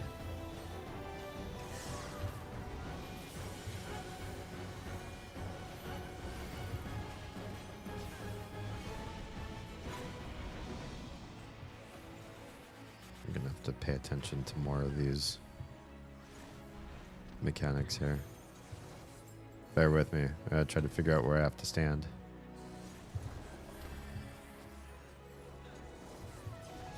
There's a lot of cones and explosives and stuff.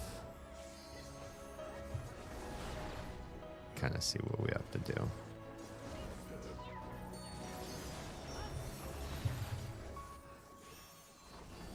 This kind of brushes up against a personal struggle for me.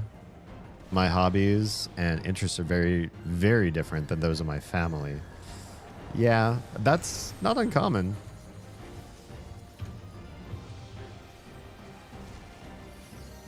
Let me res this guy who keeps dying again. He needs another res, obviously. The one I gave him wasn't good enough.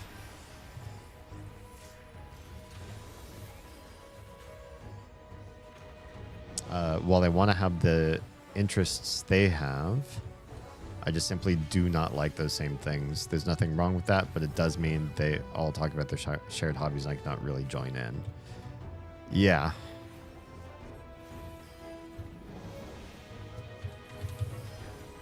Can I do this? Damn, I still got hit. Okay. I get the basic idea. It's just my strategy's a little rough around the edges.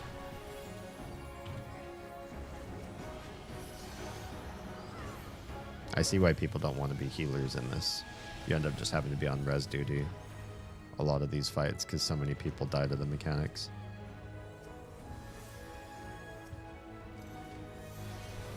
But this guy's almost dead. Yeah, one thing that I really dislike, this is a family's thing, this is a friend's thing, it's just tricky to wade through the waters, is when you are relying on the way you engage with your friends or your family through different media that I'm so dead right now. Yeah, dead. Through different media, interests, fun stuff, and you just can't vibe with what they're doing, then how do you bridge the gap?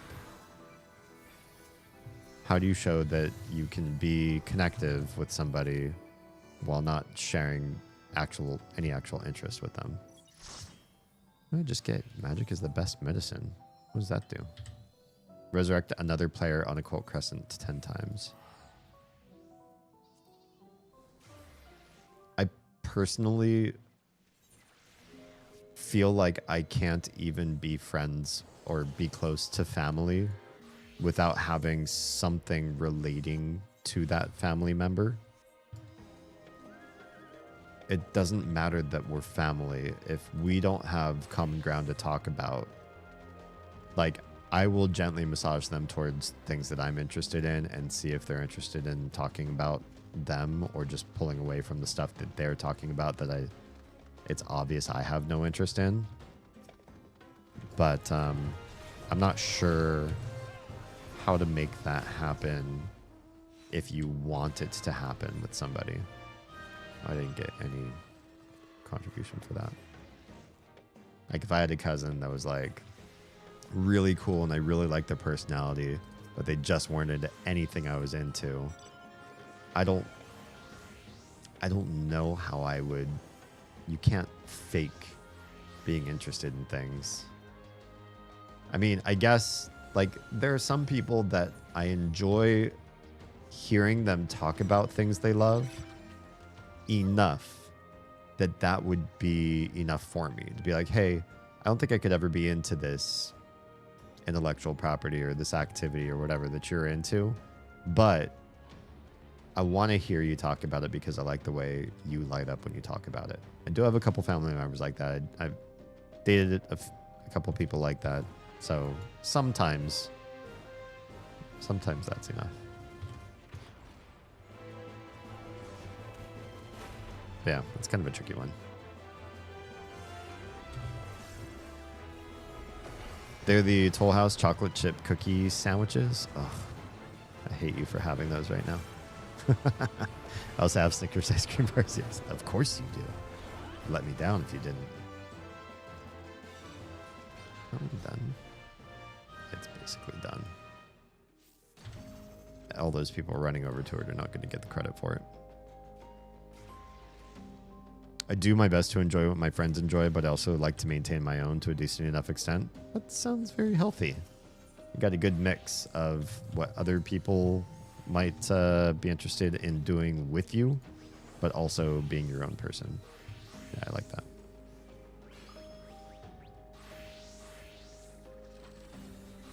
what I'm doing here next to the crystal is there's certain abilities you can cast when you're near crystals that are near aetherites, and you can get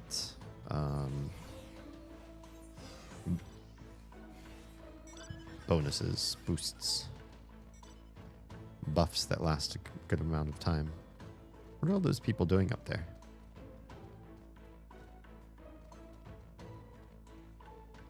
Just exploring the map, I suppose. I haven't been in that part of the map yet either.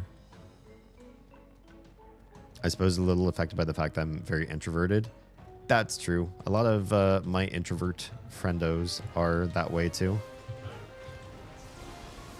You develop a certain amount of sub-interests that are exclusive to you and the way you like to engage in the world.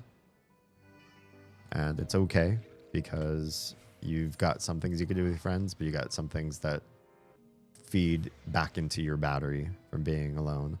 I'm starting to black pill a little bit, by the way, on the introvert-extrovert dichotomy. I, for a long time, felt like there are a lot of gray elements in the world, but there are some identifiably black and white components as well. And I'm starting to feel less and less like that's the case. For things like morality, I was much more objective before, and now I'm feeling more subjective, more gray about different varieties of morality. And I also feel that way about introversion and extroversion. I do feel like people have proclivities that they behave in, but that they're not necessarily shut-ins or necessarily party animals. That you can be sort of like a mix, and that can change over time, and it can change depending on the people involved. If some people told you, hey, let's all go out and have a night on the town, depending on the type of people they were and what things you ended up doing as activities, that might be a oh hell yes, or a oh hell no, I think I'm just gonna organize my sock drawer or something. And even for me, like as an extrovert, there are certain things that people would be like, hey, we're all gonna get together and do this thing, and I'd be like, that's not for me. I would not really necessarily, like bowling, I would not necessarily feel happy being out in a crowd with a bunch of people, which is something that I like to do, if it was for a type of activity that it's just not, doesn't really speak to me, right? It bums me out because I see how they're all super close, but they're talking about beer and being parents, and I'm just like, I found this cool new board game. Oh, well, you get along with us. We're board gamers. But yeah, it's tricky. I do have family that are into talking about sports stats, and they talk about, I don't know, just other things that don't interest me too. And hearing those conversations, like, I just move on. I can still sometimes interface with some of those people, like on a one-on-one basis, and they must think like I'm a freak, because I'll usually ask them questions I don't think they get asked by people. Like, how do you feel parenting has changed you as a person? Like, do you feel like there are parts of your personality that you've had to put away, or that there are new parts of you that have developed strictly because you can't clock out from parenting? Like, I've asked people questions like that. I'm like, well, that's not anything about, like, average points per match or something like that. But I don't care about trivia. I care about so much more. I want to learn about the world, and in that I want to learn about people's individual stories. So I don't feel fulfilled learning about statistics for things that are like one-offs, like a sports match.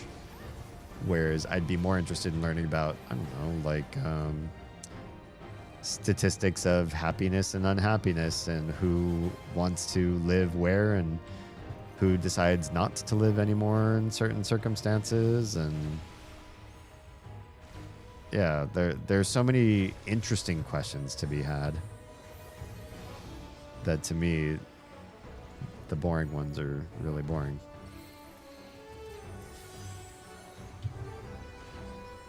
I'm gonna get killed. So I'm trying to read chat and do this at the same time.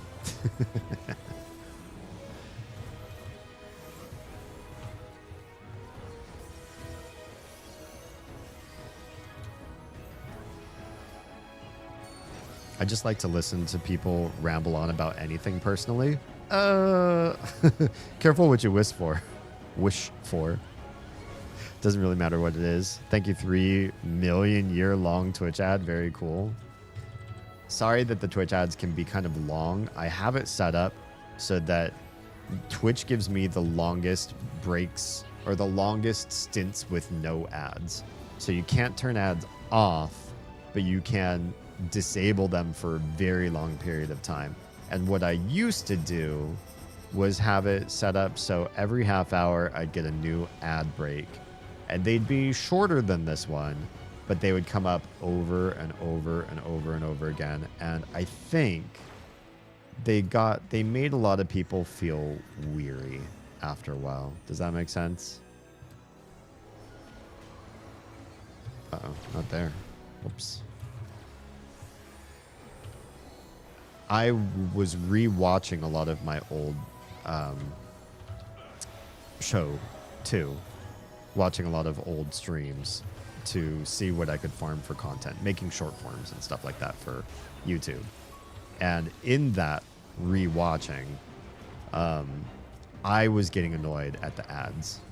Like a lot of it was just overwhelming me, especially because I have an ad alert that plays whenever ads are incoming. And it used to be longer. It used to be kind of a long ad alert. And I feel like I had to stop everything. I would stop talking. My guests, if I had guests, would stop talking. And we would all be stuck in this limbo until the ad alert went off or stopped. And then we'd, take a little minute break before we got back into the meat of a conversation. And they happened so often that it was really, I just absolutely decimated myself. It was really disruptive to the flow of everything. I was like, you know what? I just really need longer stints where there's no ads happening.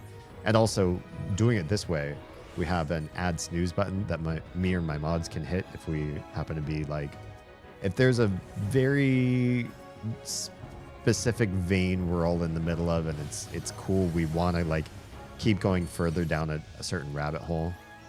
It's nice to be able to mute the long ad break as opposed to the short one that's going to come back again really soon.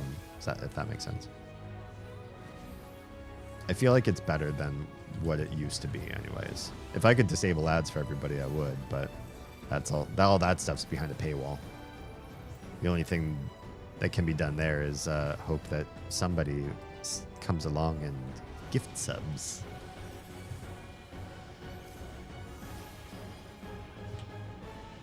Also, I've listened to people I know yap about for legitimately an hour or so about stuff I had no prior interest in and never really minded it.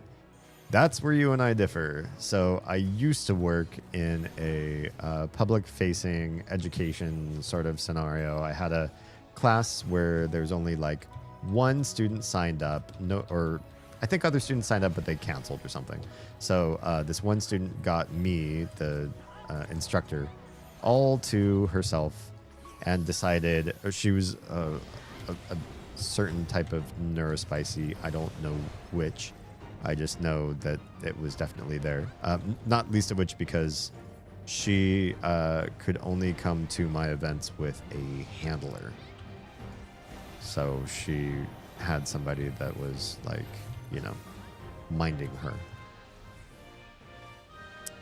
Because she had the class all to herself, she decided to spend 2 hours. The class was only an hour long, but she went over in what she wanted to do.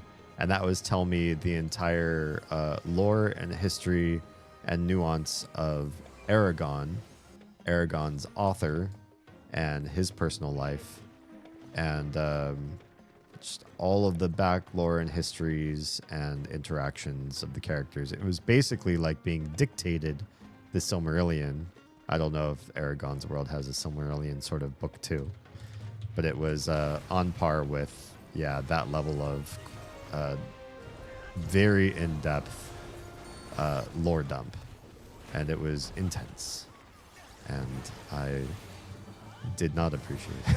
Like you seem to appreciate no matter what it is that people decide to engage you with, just to have that deep engagement is interesting and captivating. And I think for 10 minutes, I was kind of like, this is really interesting to see somebody love on somebody else's intellectual property at this depth and to this degree. This is like, I don't feel this myself. I'm not impassioned. I don't want to start reading these books based on the way she's telling me these stories, whatever.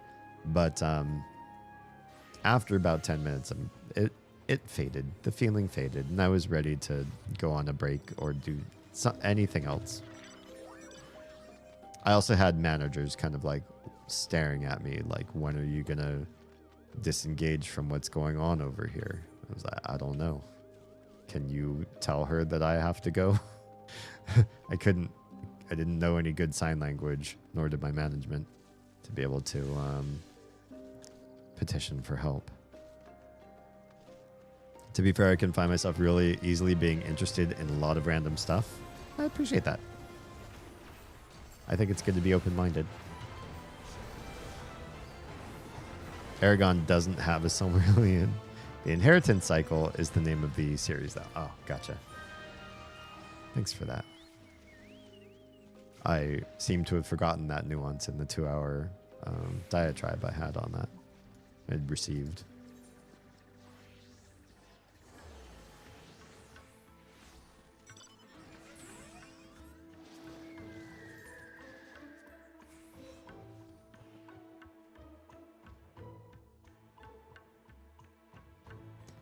I loved Aragon so much. I cried when I finished it because I wanted more, and I thought it was the best thing I ever read.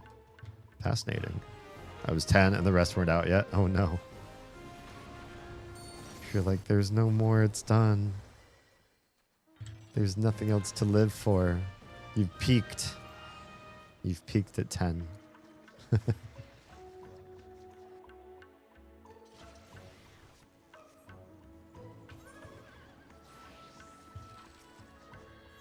Yeah, I've never loved anything like that. Not even when I was 10. It would be interesting to be able to say, when I was 10, this was the one thing I was absolutely besotted with and lived my entire life around, based my entire life around. It just didn't exist. You ever notice that in this circle, there is no grass and foliage? Is it like this when there's no event about to happen? Or do you think the grass clears away and then this pulsating circle appears? Just curious.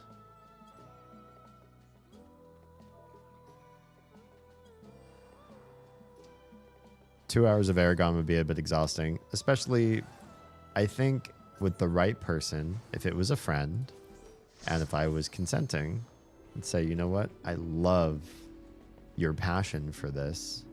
I just want to understand you at a deeper level. Can you share with me what Aragon is to you? Then hearing a 2-hour story, I'd be like, you know what? Yeah, that was very nice. Thank you. It would be consenting. It would be consenting. But to have somebody know that I was a captive audience because I was on the clock, say, I'm going to tell you everything about Aragon and you're not going to leave because you can't. Well, she didn't say it like that. That would be, you know. Then I might have called for a manager. Like, hey, I need an adultier adult. But with the right person, saying it under the right circumstances, I could spend 2 hours listening to somebody talk about their favorite intellectual property, even if I could not reciprocate. I don't even know if I have a favorite topic to talk about specifically. I live stream and focus on talking, and yet is there one thing? Maybe you guys know better than I have, especially those of you that have watched me for years. Do I have proclivities toward talking about certain types of things besides, you know, deep? I mean, they're not always deep though, too. Sometimes, you know, last Wednesday we just talked about like music that you didn't like. What if it was distilled down to its core, right? That's not a particularly nuanced or spicy topic, but sometimes I want to get into deeper, more structured conversations.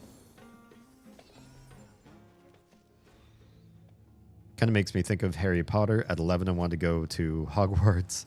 Bought a lot of merchandise. Now older, all those cool things exist to purchase for the world, and I don't care so much at this age. Don't blame me there. Number of reasons not to care about that particular franchise, I suppose. All these things I wanted that didn't exist 20 years ago when I wanted them, now I don't. Yeah. I mean, some of that stuff also, too, when you're a child, we rarely think of impracticalities, right?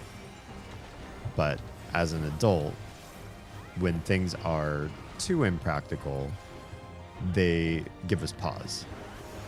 I feel like then we're not as interested in spending our hard-earned money to try to accumulate something that might have next to no purpose at all. Does everybody know where to go for this one?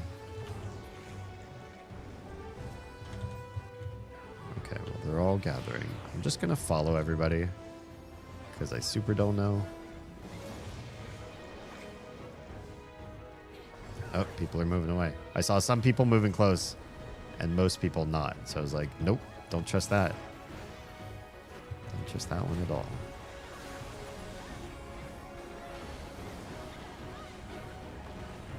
Like, I know some of my friends would kill to have a lightsaber at any age, and other ones would have said, you know, that would have been great as a kid, but I just don't feel like a lightsaber today makes sense. It would sit on a lightsaber stand above my my bookshelf, and then nothing. I would do nothing else with it except look at it and have my other Star Wars fan friends also look at it too. But for some people, that's enough. Oh boy, how does everybody know? They're all gathering. Is there anything else we need to do? Do we need to run? Do we need to get close? They're all going over here. Oh, I definitely got hit by that one.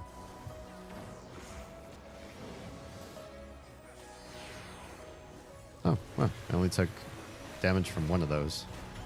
I'm impressed with myself, I guess.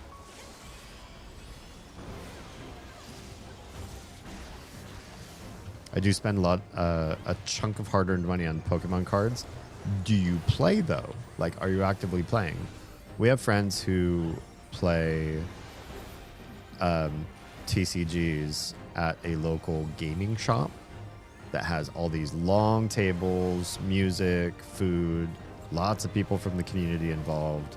Like, it's so much more a thing than just, I like playing card games. There are many different metrics as to why you would want to be here for these events. So in that case, would you invest in that kind of stuff? For some people, that's enough. You know, it's a lot of things together. It's the game, it's the camaraderie, it's the third place away from food. Oh, third place away from home, I meant to say. You know, it's maybe a group of friends that they wouldn't have otherwise had because of their specific interests.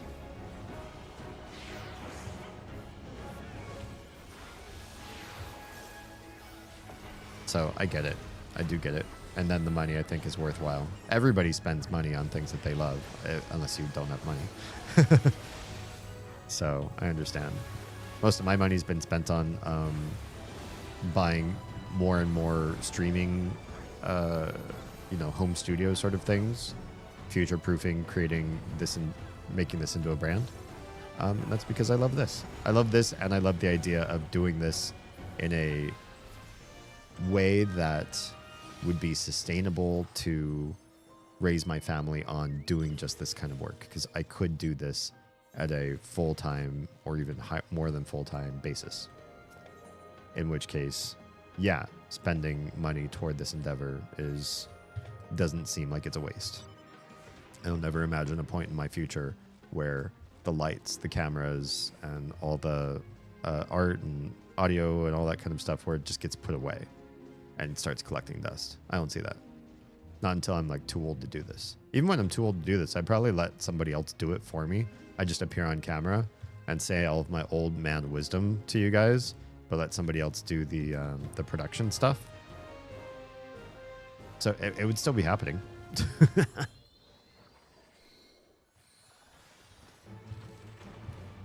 I missed the 90s Pokemon. What was it about the 90s Pokemon? Aren't they still around? Do they ever decommission a Pokemon? Or are they all still out forever and will always be out forever? Someone started the presentation with, "You're forced to be here and you can't leave," so I would immediately want to stay. Oh, interesting. Well, when I'm ready to like start a cult, I'll let you know, because it sounds like, I mean, if I needed a cultist, you might be high on the list of what makes a good cultist. Somebody was like, "I'm compelled to be here." That sounds interesting. Most people don't say it that way. Tell me more. Where's the Kool-Aid? Uh-oh, that froze. That's not terrific. We have a lightsaber hall. Of course you do. But you are a couple who both like this sort of engagement with fandom.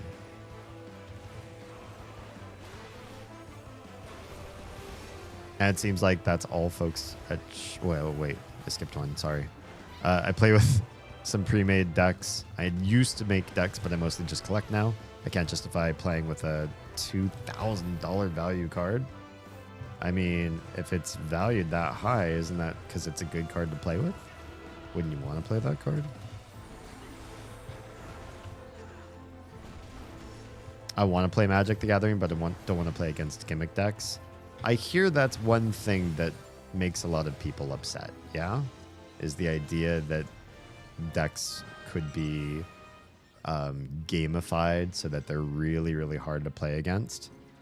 But here's the thing that I find kind of confusing. Like, if they made a game that's so imbalanced and exploitable that players need to step in and add their own like fake rules on top of things, like, "Oh, we don't allow this, this, or this in our gaming circle," okay?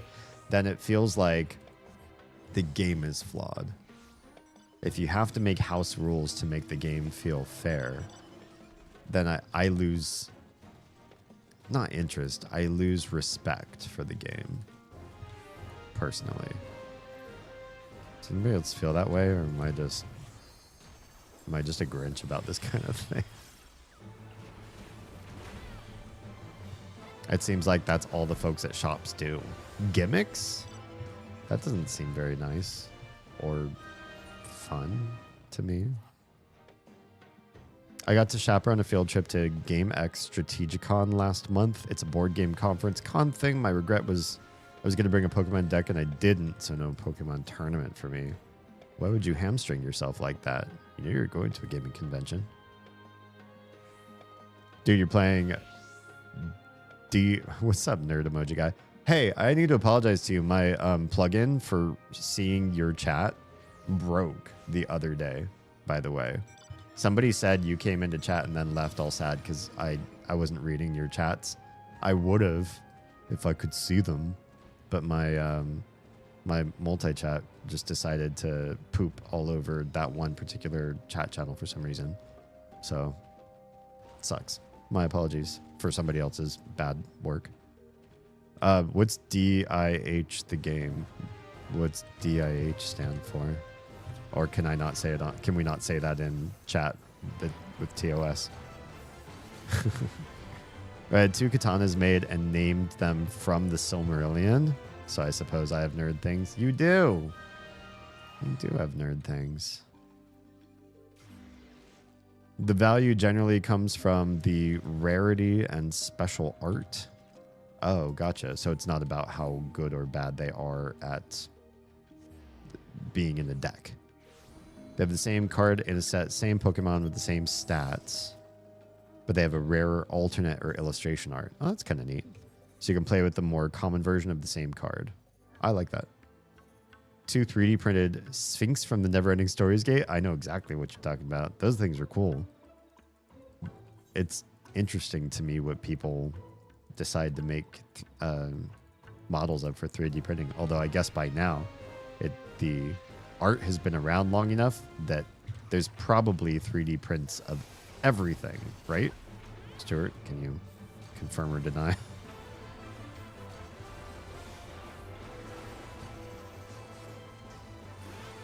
But yeah, not gonna lie, it's pretty nerdy.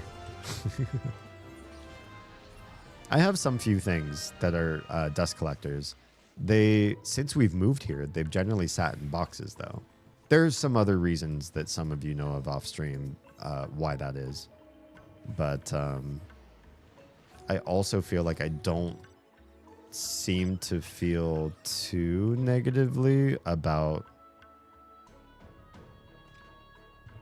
not having them up on display.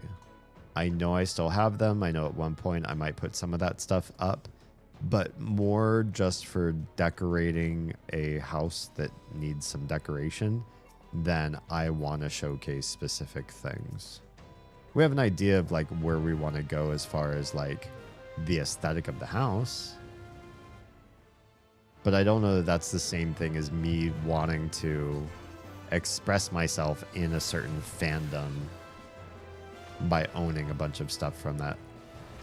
And like I would never go into the realm of like wearing merch or getting a tat or anything like that. I don't love anything that deep. Ever. Never have, never, might, never will.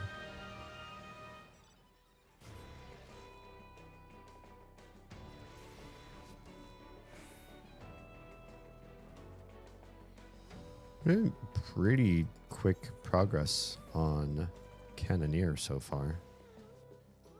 Is this thing close to being done? Oh, it's already done. Just like that, it was done.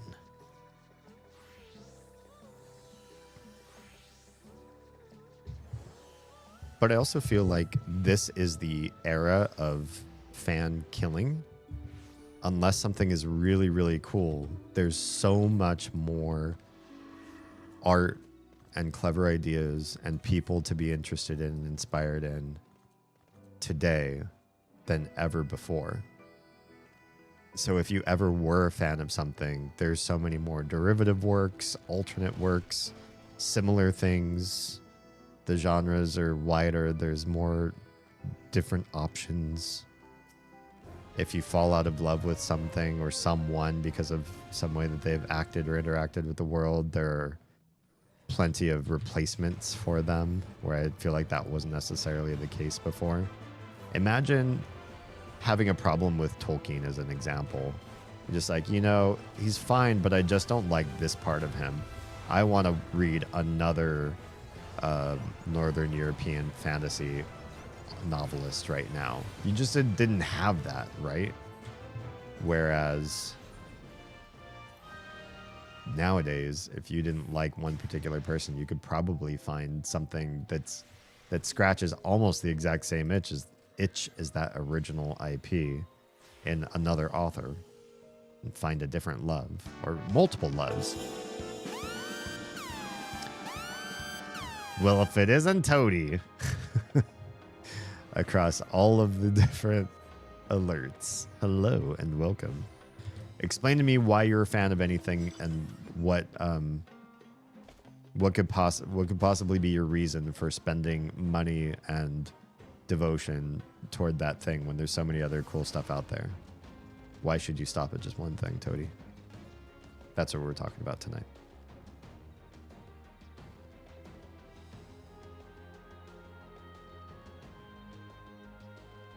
Also, now I feel sad. I actually responded to Emoji Guy because this time I could see. What's wrong, Doug? Well, thank you. Nothing, not a thing.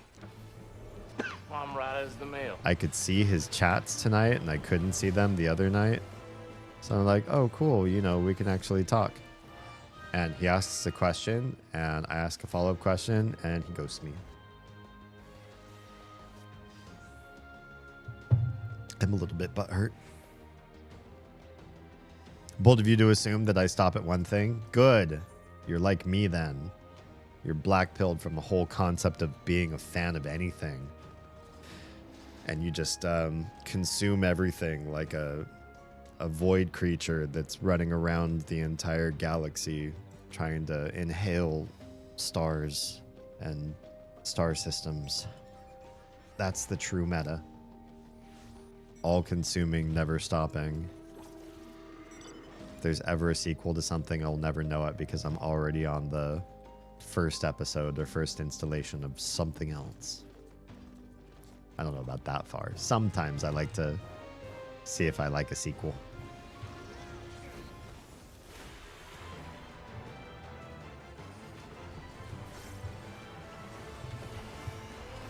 Man, yeah, if you don't get to these fights fast, they are done in so little time. I give a whole heck of a lot of rewards, though. Don't call me out on my all-stars diet. There's nothing wrong with being an all-consuming void.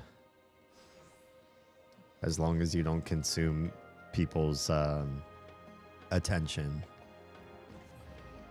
for whatever, feeding a never-ending void. I know it's off topic, but have any of you ever cultivated a friendship or relationship with somebody who's just an emotional black hole? And there's always something wrong about them, but it's like they thrive in the wrongness. So they'll reach out to you and say like, hey, I could really use somebody to listen to, you know, this awful thing that's been happening to me, or that happened to me recently. And then it's just another thing and another thing every few days. And it's like they're either constantly the victim somehow of a world that's aligning its forces against them, or they just also don't want to hear your advice for anything either. Like you go, oh, you know, that really sucks. You know what I would do? And then you tell them about something. They're like, oh yeah, I tried that. It didn't work, you know, or it made it worse, or, you know, that kind of thing doesn't work.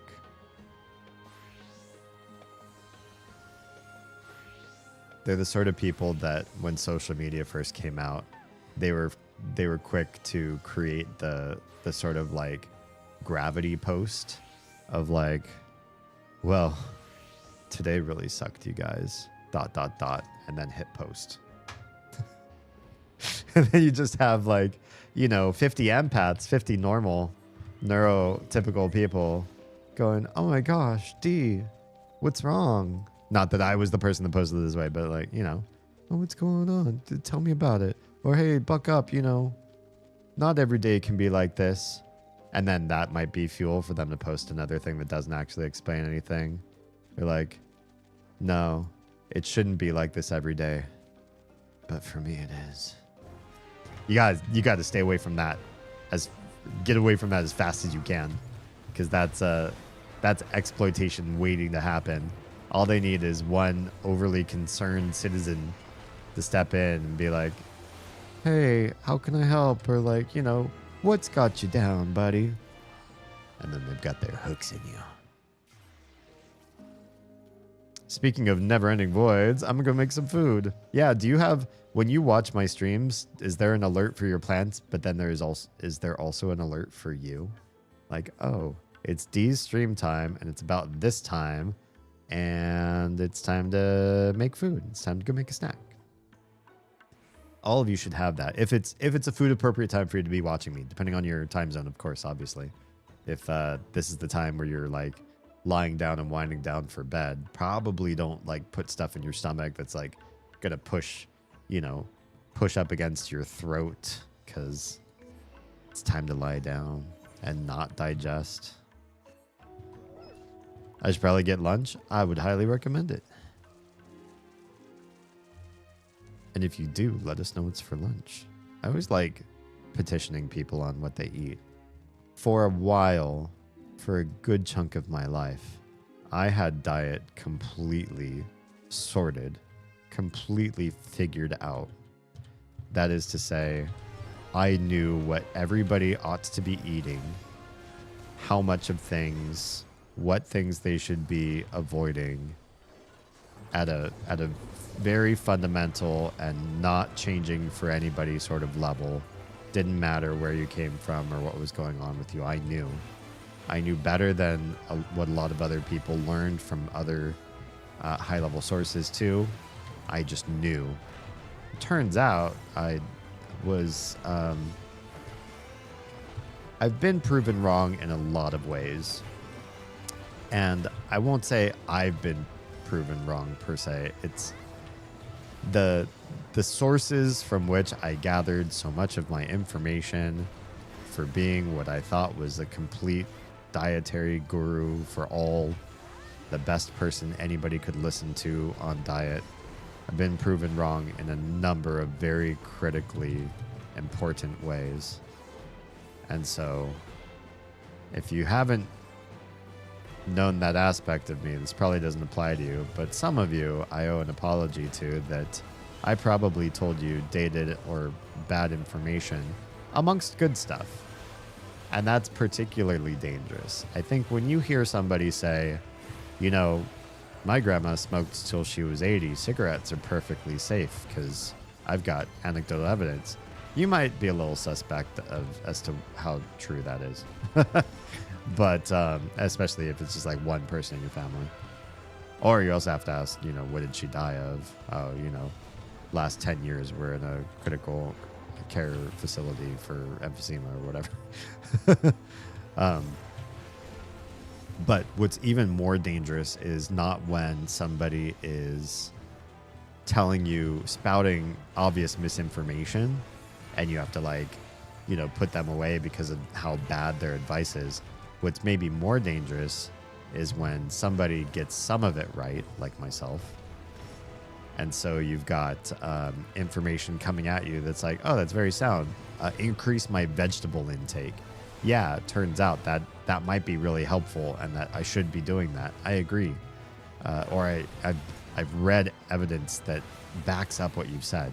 But with that, I was combining other things as well and telling people dubious information that when I learned it felt very real and was coming from very credible sources, and have since learned otherwise, that I should not have been purporting some of those ideas. That said, I still have a fairly good hand on what makes a good diet, and I do still very much care. Oh, these things are going to completely explode me, aren't they? Yep. Sphere shatters. Cool.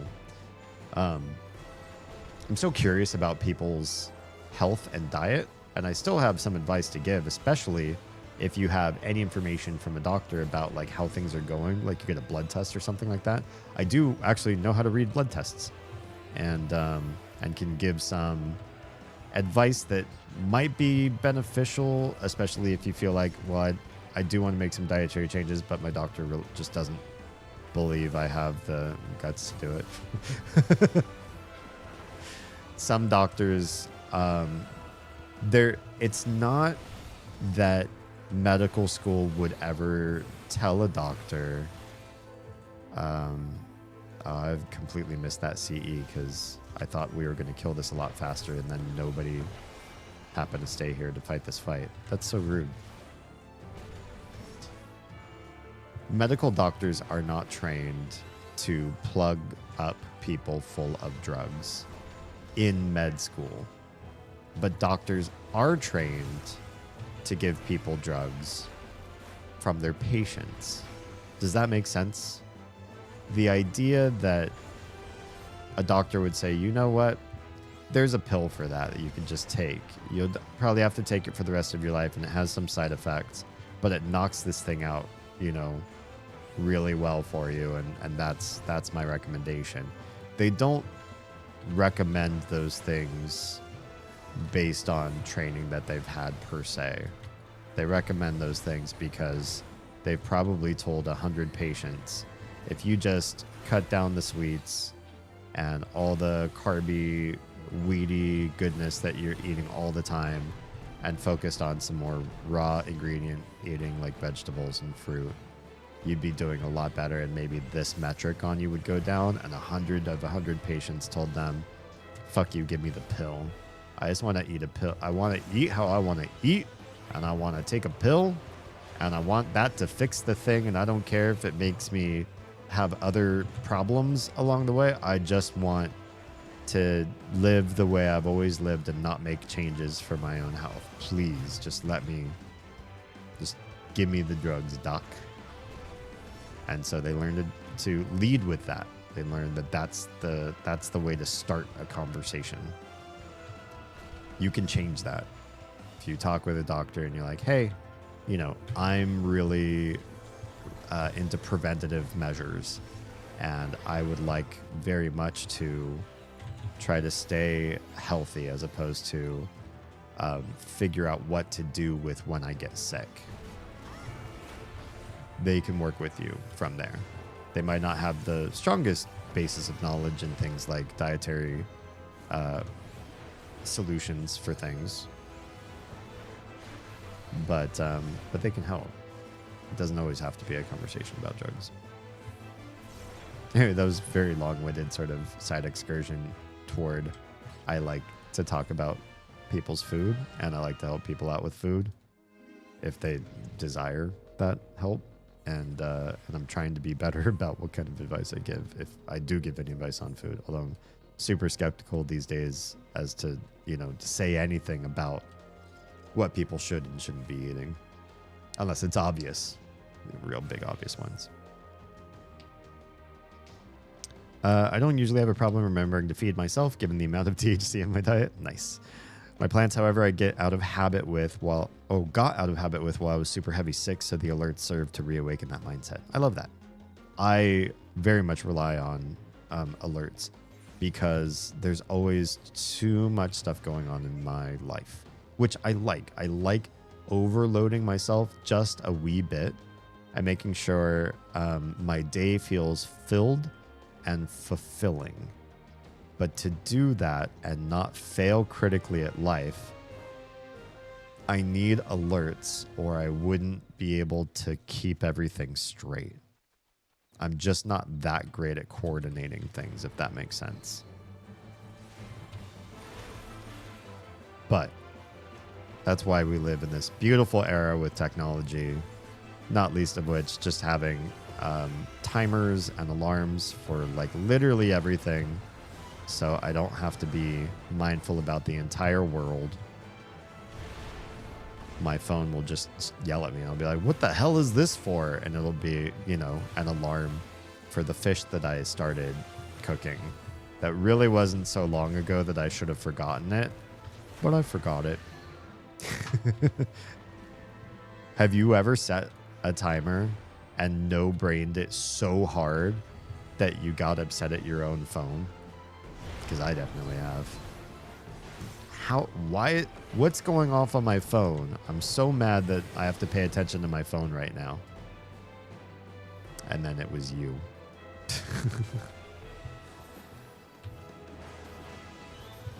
It's 11:35 p.m. for me, but don't think I'm going to be able to sleep for a while. Maybe a little snack.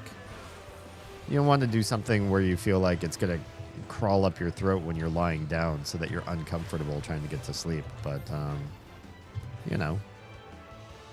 just a little something. Maybe it'll give you some neurotransmitter relaxation somehow. Some of the doctor's suggestions I've had were to fill my diet with foods I absolutely can't stand. So those are a big nope. What sort of foods were they trying to fill you with? Usually there are different roads to the same kind of, missing amino acids or vitamins or whatever. So I rarely feel like it's just one thing that you need that couldn't be replaced by something else tasty instead. I found comparable options based off the suggestions, so the info didn't go in one ear and out the other. Okay. Sounds like you already did the thing I was just asking. This is the one thing that I do in my job as a streamer that I do want to work on trying to fix, because I don't know why I do this, but I love reacting to people's messages halfway through. And then I read the other half of the message. It's like, oh, you answered the question that I had about, what would you do or what should you do? Oh, you already said it in the other, literally the line that I'm just not reading yet because I stopped halfway through to react to you. So dumb. Phantom job. Oh, level 4 cannoneer. Hey, I've got 4 abilities now. Good stuff. And I should have one now that gives me something by a crystal. Nothing by a crystal. Damn. Okay. Well, good to know. This one does not give crystal buffs.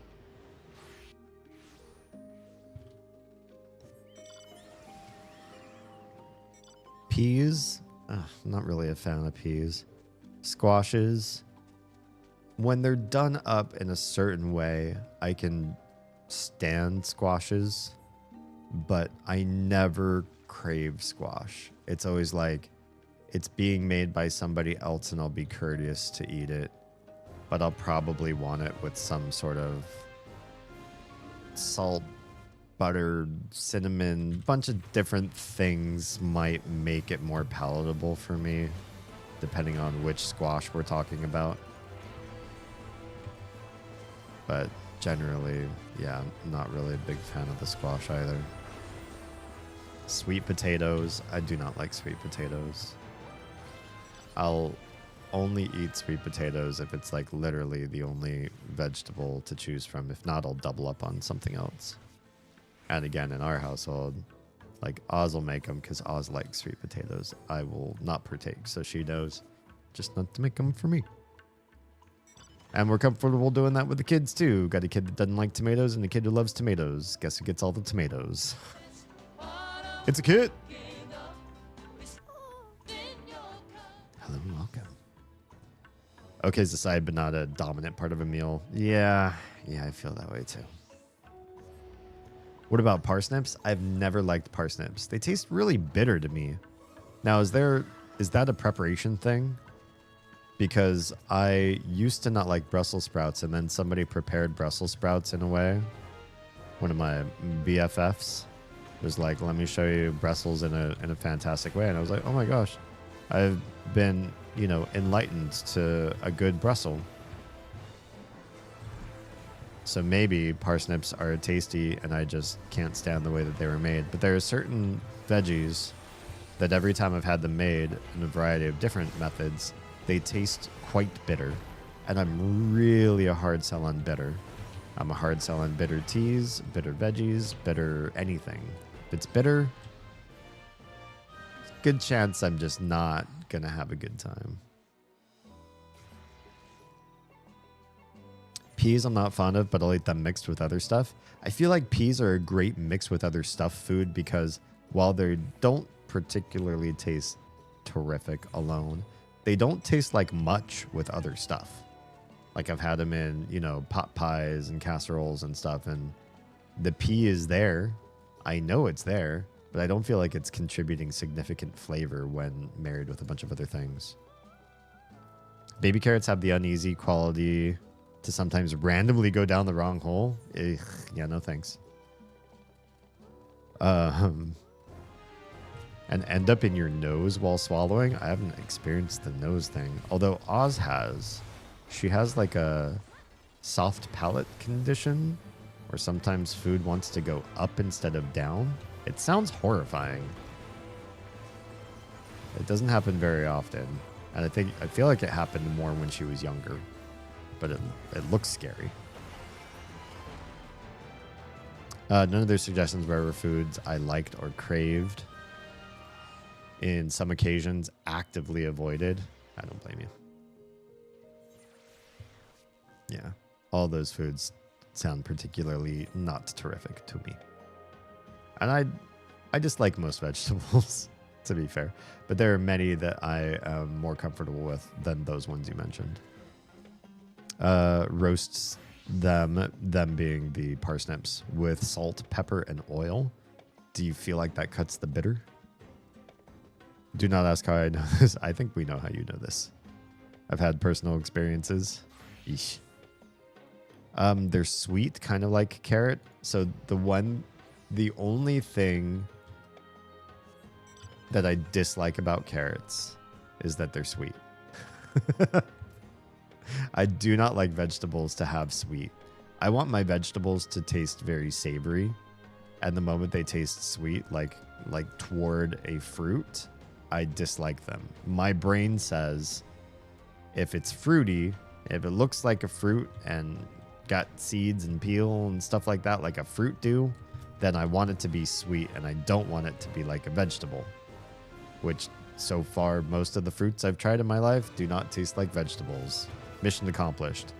But then I eat some vegetables and they have a sweet that I just almost can't fathom. Because I don't like the sweet in corn. I don't like the sweet in certain types of peas. Sweet grosses me out in vegetables. Do we have to fight this guy too because we're locked in combat? Okay, we can do that. I pick out peas. I don't like the taste, but I do weirdly enjoy the act of removing them. Oh, that's interesting. I don't think I've ever heard anybody say that before. Like, it's enjoyable to make my food clean of the thing I don't want. Very interesting. I don't think I've ever experienced that before. What I do, however, is, so for example, Oz and I really like pho, but we're pescatarians. Most pho places that we've ever encountered are a meat-based pho restaurant. Because I think historically, it's like a beef broth and beefy soup. However, we happen to live not too far from a place that does vegetable base, vegetable broth, and veggies, and tofu as the protein, and it tastes great. It's got all the qualities of a really delicious pho with, none of the stuff that's off our diet. Oh, this is so annoying. I just want to face this thing and kill it, please.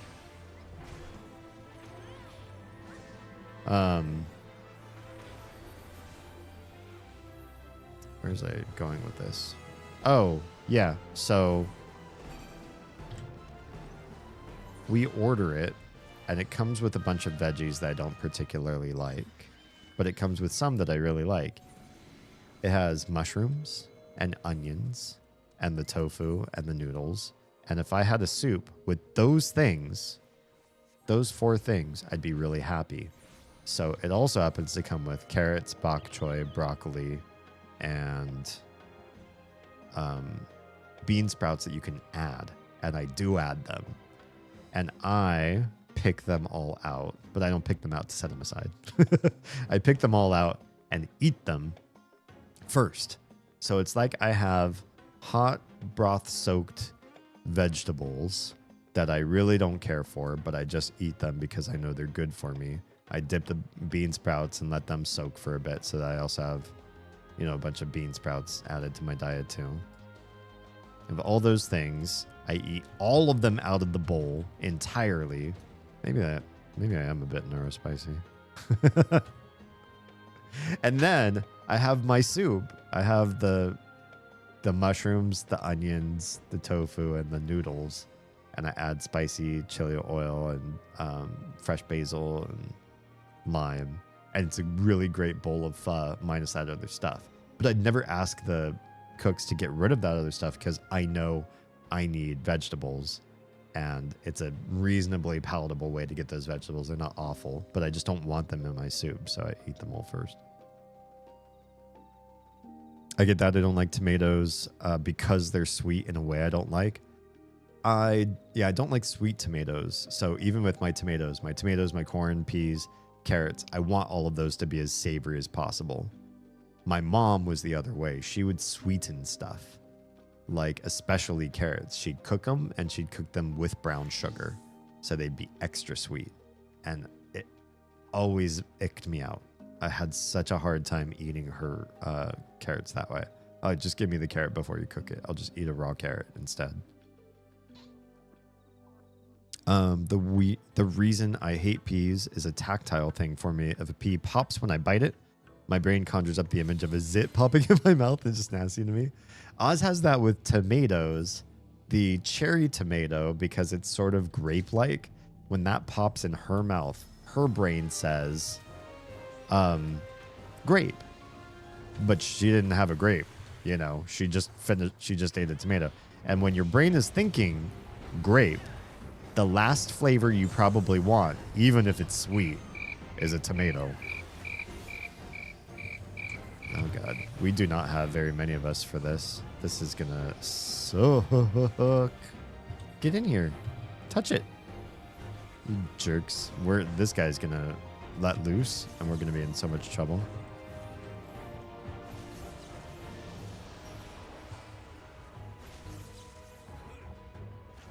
I don't know why people aren't on this map. Might be dead. I might have to leave and come back. Or it's just a day. It's Wednesday. Do you think everybody's going to bed early and just trying to get sleep? Because we have so few people, we're gonna fail these. We failed it. We failed the whole thing.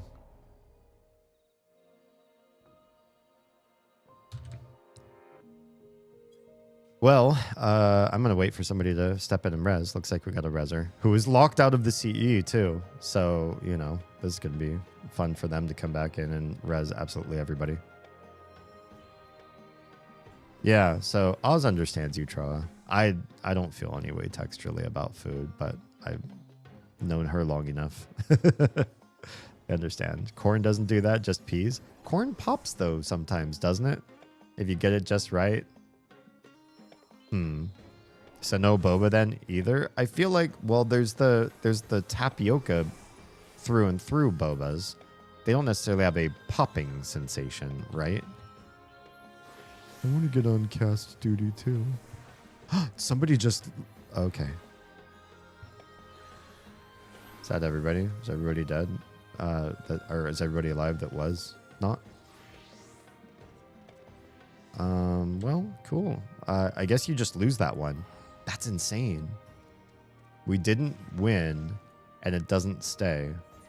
And then it's just done.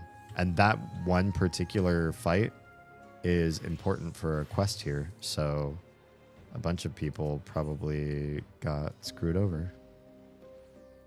Sucks. But there are certain boba that are like caviar, right? It's like a glutinous shell and it pops in your mouth and then there's a juice that comes out just like caviar does. I can't eat yogurt because my tongue tells my brain I have rancid milk in my mouth. That sucks. Yogurt is so good. Even just plain yogurt. I'm a fan of yogurts. Disconnected from server. What is happening to my stream tonight?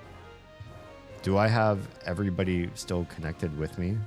Because I don't know why I see a message that says disconnected from server. It makes me nervous that I've lost connection to somebody critically important. Also, what are my dudes fighting over there? Carrots with brown sugar are a crime. Honestly, it was a very low light in my in my past. Not a fan. That's why I cut cherry tomatoes in half. Probably that would be the only way Oz would have them, is if they were cut up first before adding to a salad. Yeah, cherry tomatoes have much better flavor than hothouse. I think the other thing is too with cutting them is that they're going to be easier to handle when you're actually eating the salad. Your fork has a higher chance of stabbing than the full tomato, I think. Maybe. Oh, there's another CE already. Maybe we just want to go do that. There seems like, you know what? I'm gonna head out of this map. I just realized, because that last CE that we fought that we lost so badly, I don't trust this map anymore. So I'm gonna bounce out. I'm gonna join a different map. That means I have to check this one to see where that CE was spawning. Crawling death down at the bottom right. I'm just gonna bounce out and try to join a different map and see if it works. Also, best vegetable, cauliflower. Will not elaborate. This I love cauliflower. I cannot be on board with you guys. I hate cauliflower. The only thing I enjoy about cauliflower is that it can be cooked down in such a way that you can't taste it. So if you blend it just right, or if you add it with enough other things just right. Oh, here we go. I'm on a completely different map.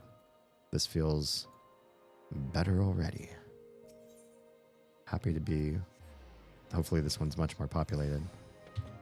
Yeah, I hate the texture, and I'm not a textural eater, so I usually don't care. But I'm not a fan of the texture or the flavor or anything about cauliflower. It could die in a fire. It's not my jam. Mushrooms give me existential dread. Can you explain? I'm curious what it is about the mushroom that ever did anything to you. I love mushrooms. I would let them take over my body and my brain and make me climb a high branch and spore out of the top of my head and raise more mushrooms. I love them so much. There's just a flavor about mushrooms that makes me feel like I'm eating tavern food, and I love that sensation. I like the idea that some foods, when you eat them, feel like you're ready to sit down at a fantasy world's inn, and the innkeeper is going to set you up for your perilous journey tomorrow into the, evil big bad's territory. But tonight, you're going to have the best brew and best stew and best bread of your life before you embark on your perilous journey. Mushrooms are a part of that to me. I love mushrooms too. Good source of vitamin D for us hissing at the sun types. I think it's probably still important to get D through the sun. I think you can get rickets even if you have dietary D. Is that right? Somebody fact check me on that one. It's happening to other streamers too? Okay, it seems like you're all connected with me though, right? I'm just having a bad night. Instagram crapped out way early. I was having like really bad bandwidth issues. And then I don't know why it said disconnected from server on OBS, because I don't know what server it disconnected from. Because I don't see anything failing right now. So I'm curious when it doesn't tell me which server, what the hell it means. Streaming, on 5 different places. I have countless bots and automations going, and you tell me I disconnected from the server. Who? Where? What? Why? All of the WHs. Explain to me what's going wrong. It's now the food fandoms. I know, we're talking about food fandom. I think that was going to be part of it though too, is because with fandom, I did want to see if anybody in chat would really like eat the same food every day. I don't know very many people like this, so this might be kind of a niche thing. But I was curious if you or somebody eats the same types of food or same rough like genre of food every single day, why you would be a fan of food like that. Because to me, food especially is one of those things that's criminal if you don't try a bunch of different foods and different places around the world, and you just don't know what you're missing if you don't give everything a shot. I feel personally affronted by anybody that would decide they don't want to eat a bunch of different types of food. I feel like the world's food is my food, and if you say no to something, it's why? What did that ever do to you? It's tasty, it's delicious, you should have it. Once every couple weeks, intermixed with all your other foods. I cook a roast veggie mix in the oven with olive oil and garlic, usually potatoes, regular sweet, red onion, Brussels sprouts, and carrots. Love that. There are a number of those foods that I don't like raw or boiled or even sauteed, but if you oven roast them, their flavor profile changes. There's something that like caramelizes or darkens or charcoals up or something, and they're tasty then. There's a magic to me in the oven roast. Does it take some more prep? Is it a little bit harder sometimes than some of the other foods? Yeah, but I wouldn't want to eat them if they were made the other way. So sometimes that's what it takes for me to want to enjoy that food. My vitamin D comes from a bottle. Don't you also, like, do you need other D or no? This is one of those things that I might need help deprogramming in me. Deprogramming. You see what I did there? Yeah. So I'm curious if taking it artificially is good enough, or do you actually always need sun-derived D? These people know where they're going. I sure hope they do, because I'm following them. You can go straight through here, right? A bunch of people are going around the outside. Around the outside. I couldn't help it.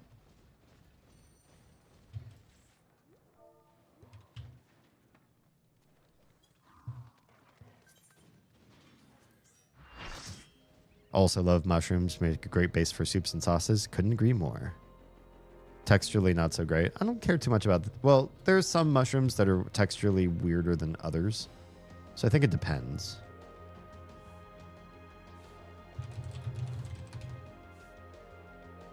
The flavor is good. The texture is fine, but they represent rots to me, and I just can't. Mushrooms do? As a kid, I loved them, though. My brother has ARFID, so he doesn't try a lot of things.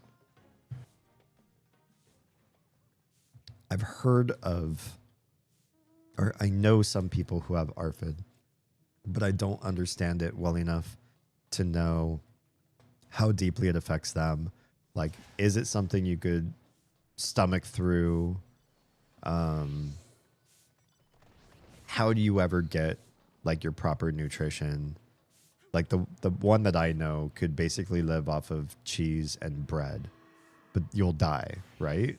I mean, those things are not adequate alone. You'll be missing amino acids. You'll be missing vitamins. Do you buy those from a bottle? That sounds expensive.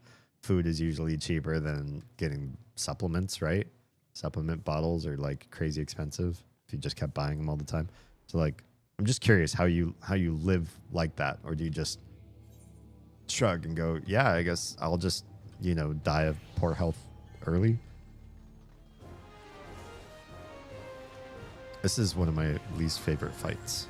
I don't like having to keep coming back to this guy. He's doing a thing and I don't know where I'm supposed to stand. Okay, didn't matter where I'm supposed to stand.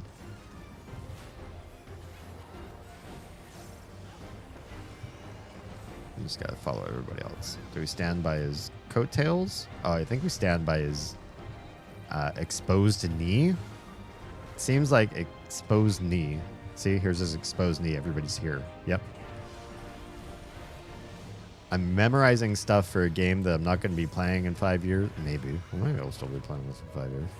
But I feel like I won't be in here in 5 years' time. So why am I memorizing all these little combat nuances that aren't even going to matter somewhere down the line? It seems silly. This is why I'm against fandoms.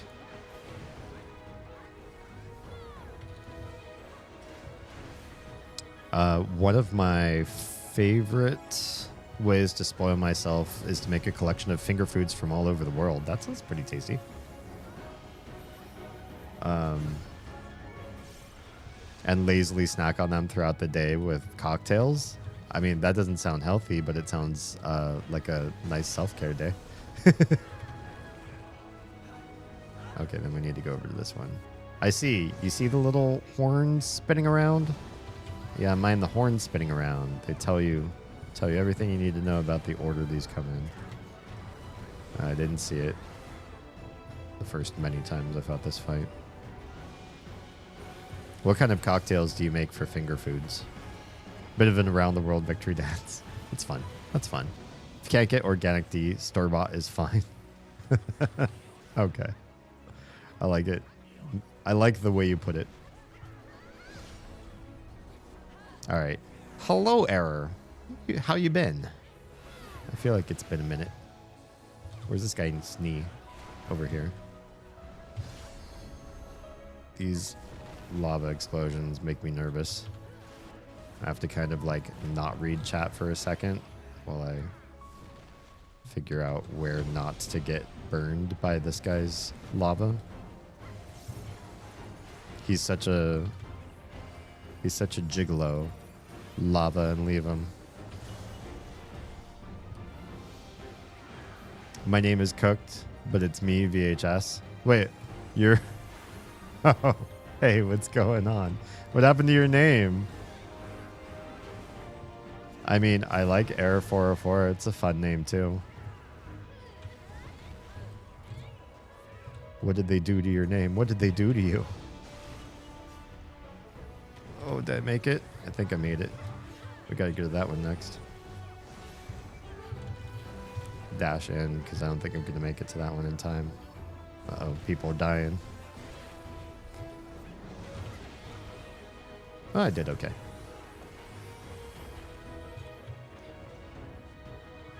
The lowdown on the sun versus dietary vitamin D is that sun's pretty damaging. I mean, yeah. You need to wear sunscreen every day, even for car rides or checking the mail. This limits the way your skin absorbs vitamin D already, so it's important that you're getting vitamin D in your diet or supplements. I made noodles. Most likely will have consequences. Wait, why would you have consequences with noodles? What happened? What happens to you in noodles? That's one of those like early MySpace comments that we were talking about earlier today. I made noodles. ... Consequences forthcoming. You know, noodle consequences. Did I not take a single point of damage in this whole fight so far? Now I'm gonna die, now that I said it. He's almost dead, but I'm gonna be the one who dies.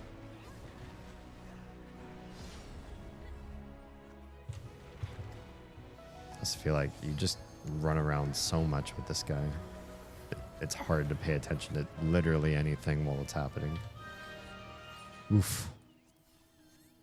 Sent you an article on Discord to read after stream. Thank you. I appreciate that. One of my favorite things is in the morning after a discourse, especially the Wednesday streams, especially, is to get online or get on Discord and catch up on what everybody wanted to share with me.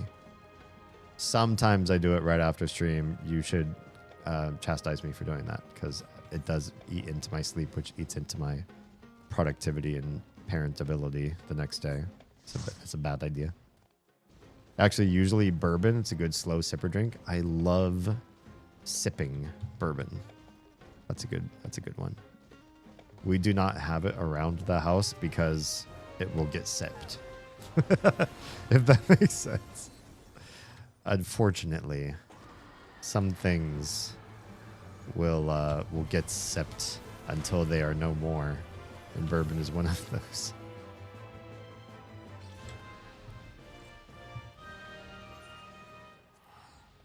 One of the ingredients I used with the noodles may or may not have been past the best before date. We're usually pretty good about that, but every once in a while, I will make an executive decision and use something that is kind of like on the outs. And I think as long as you give it a good smell and taste and the texture lines up, it's not like oozing something it shouldn't be oozing. Like everything seems on the up and up. I'm usually not too worried about that date, because the date can be indicative of this really needs to go, but it can also be indicative of this is a quality assurance thing. Like, if we don't put this date, then there's a risk factor that increases. And I'm okay with assessing the food myself to determine whether I feel like that risk is appropriate.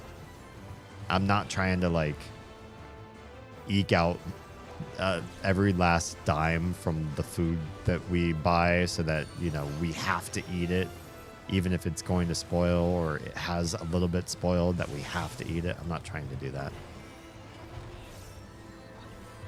But I try not to waste things that seem like actually it could probably be useful still. Maybe when I become, you know, a super huge famous streamer, I will change my mind on this and be like, you know what? We pay our servant well enough to always have the newest food on hand all the time. Just kidding.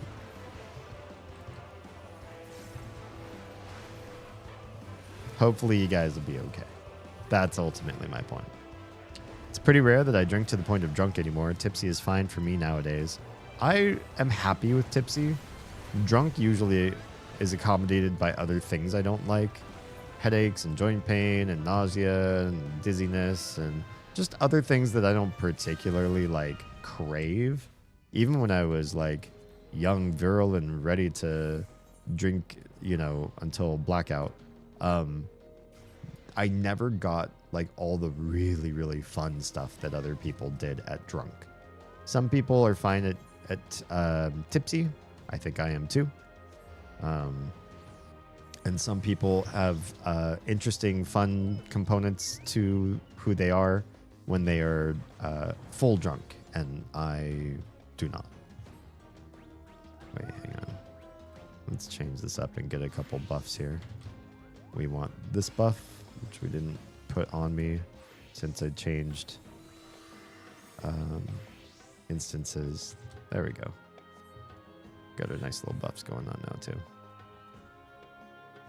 Yeah, I just never unlock that stuff. Some people will be like, oh, you know, all my social anxiety goes away and I just become giggly and cuddly when I'm drunk. And I'm like, that stuff doesn't really happen to me. I can, first of all, I'm just not giggly, period. I'm just not a giggler. And I will cuddle full sober. You can be full sober. I can be full sober. And it's not going to stop me from cuddling. So I don't know. There are so many things that I think people use drinking for fun when they're drunk, and I just don't get those same. I don't have those experiences. Yeah. Also, I don't have any social anxiety. Well, I used to. It depends. If I'm gonna be upset with somebody, like we're gonna throw down and be angry at each other, I get a little bit anxious. But I think it's a different sort of anxious. Like I get shaky and hot faced, but I don't want to step down or hide. I want to confront, because I usually feel like I'm right. I think most people do. When you're getting into a confrontation with somebody, you usually think you're right, unless you're one of those fakers that like just wants everybody to think you're right, but inside your heart you know you're in the wrong, and you're just trying to cover up. I usually won't stand up for myself unless I really feel like I am in the right. So then I want to fight. Then I want to prove it.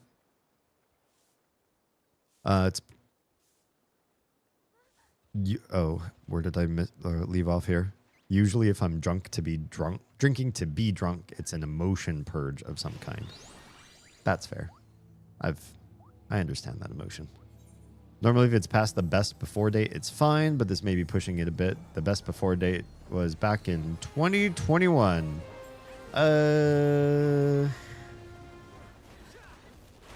What was the ingredient? So if it's like, I don't know, like a spice or something, you might still be okay, because there are certain things that the best dates are, they're there so that you get like flavor and engagement. Like certain types of dry foods and supplements and stuff like that are they are the way they are with their dates and everything, because they'll lose efficacy or flavor or consistency over time. They might clump up, dry up, lose taste, lose potency, lose power. In which case, you might still be safe. And if you're talking about anything with proteins and enzymes and anything that's kind of like a living scenario, then may the noodles have mercy on your soul.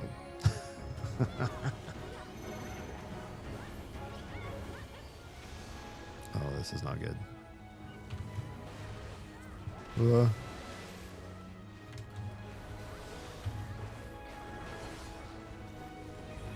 It was some soup stock type thing. So was it a powder? Or was it a like a liquid of some sort? Because that would definitely change the metrics, I think. Acidic stuff like tomatoes usually safe since acid works as a natural defense from bacteria. Oh, good to know. I still feel like I've had some encounters with rot and tomatoes, though. So not everything dislikes a rotten tomato.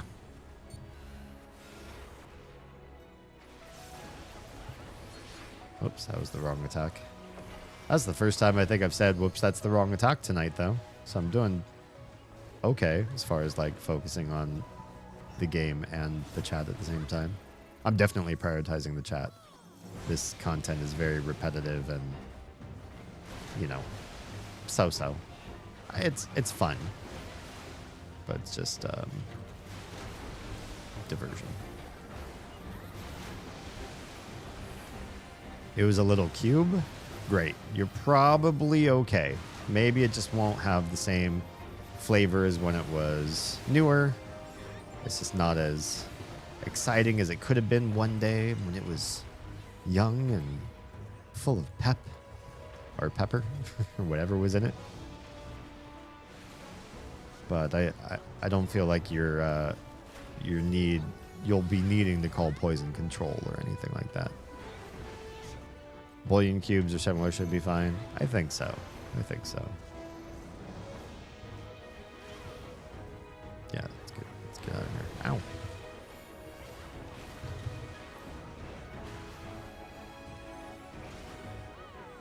Just got a tiny bit concerned seeing it was 4 years out of date. Yeah. I don't blame you. You have a right to be concerned.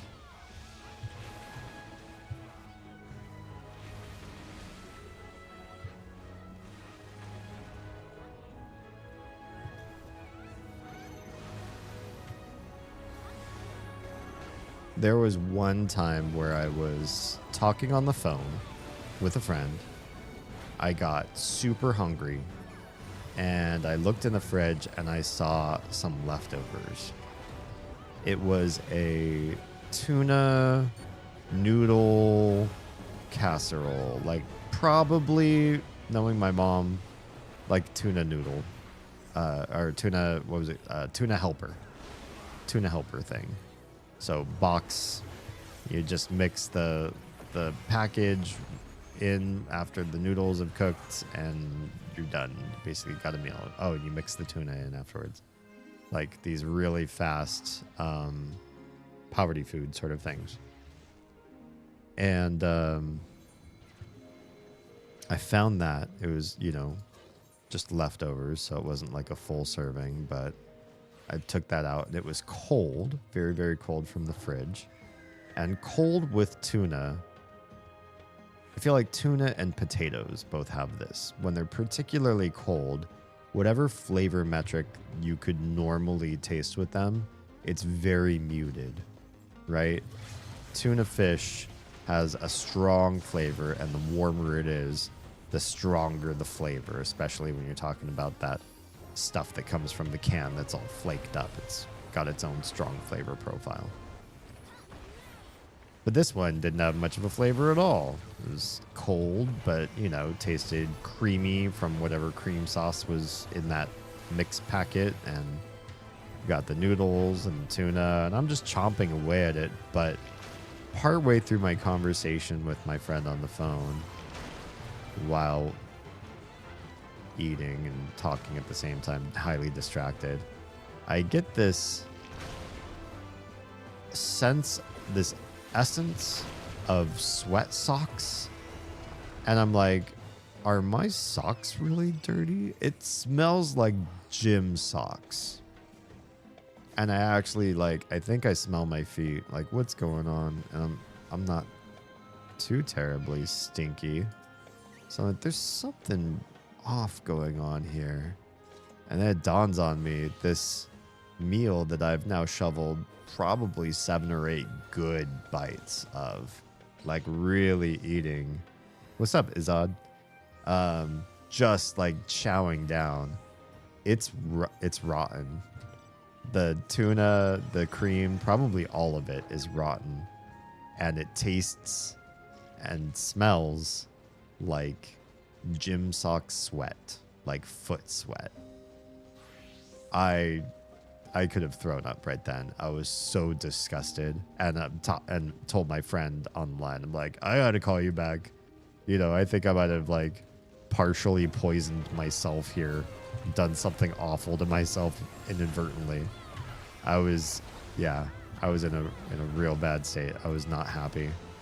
And you can't, you can spit out the bite in your mouth when you find that kind of stuff out, but what do you do with the other 7 bites that you heartily swallowed while chatting on the phone, chewed up, swallowed the whole shebang, and I super didn't notice at all that I was eating rot. We're playing Final Fantasy 14 tonight. I'm in a specialized zone that's there's a CE just outside of the city. Nice. A specialized zone that's it mimics Final Fantasy 5 and old MMO mechanics.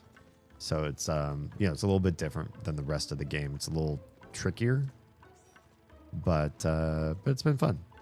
It's been an interesting mix up from the normal vanilla game. Some of the boxed meals aren't too shabby. Honestly, I lived off of them for, the majority of my childhood, and I turned out. I don't know, I turned out. I turned out at least.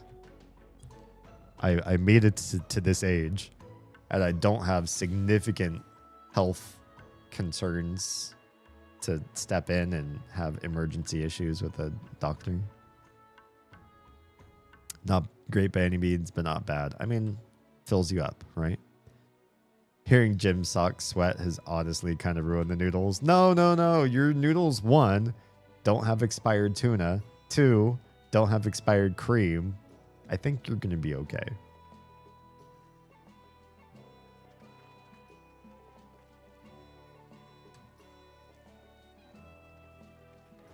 What are these people saying in chat? I never want to go to living memory if I don't have to. If you have your jobs capped in the gemstone merchant unlocked but don't have phantom jobs capped, then you're just wasting time out there. Your jobs capped, gemstone merchant unlocked but don't have phantom jobs capped. Oh, you need to be here for the phantom jobs? Gotcha. Got about 40 Atma before I got what I needed. Only got 3 yellows? Jeez. Wait, what am I at right now? I have 3, 4, 4, 2, 2, 2. I need 3 more demi Atma, but I need specific ones, and I don't know if there's choosing. Because these spawn wherever they want to spawn, but depending on where you are on the map, you'll get different demi Atma colors, but we can't choose where the CEs spawn. Yeah. My health issues are all tied to a birth defect, not diet. So that's fun.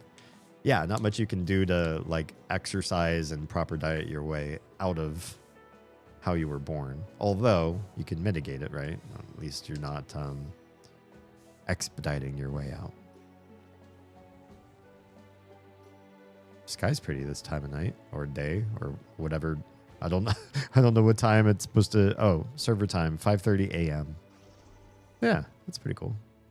It's like sunrise time.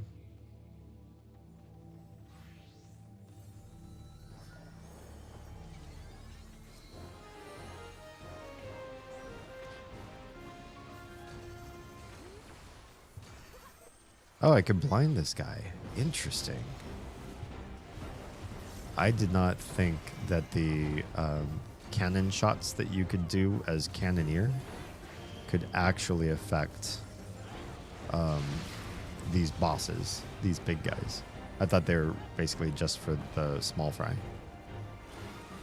That's one thing I appreciated. It's not something you see in Final Fantasy very often. I feel like Final Fantasy is one of those genres of games that perpetuated the problematic.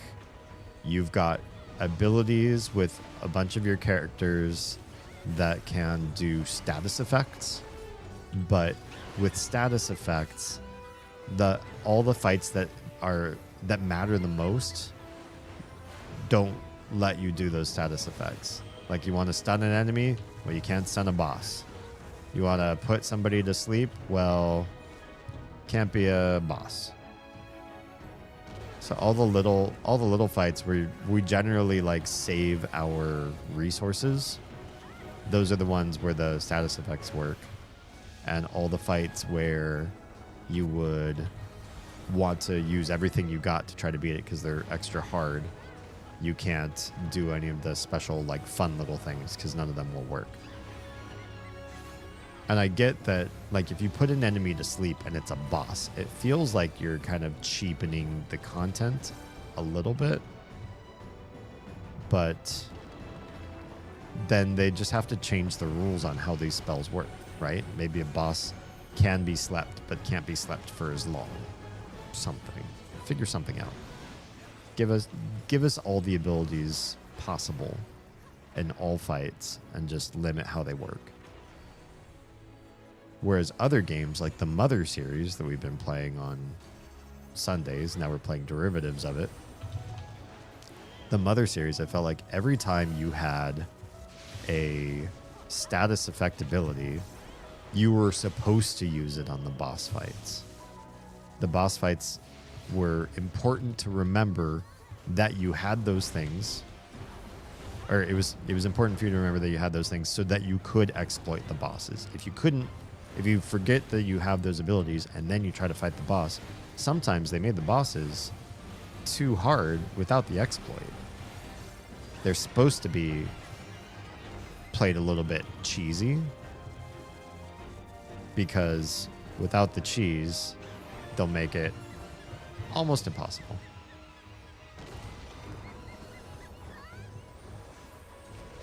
Oh no.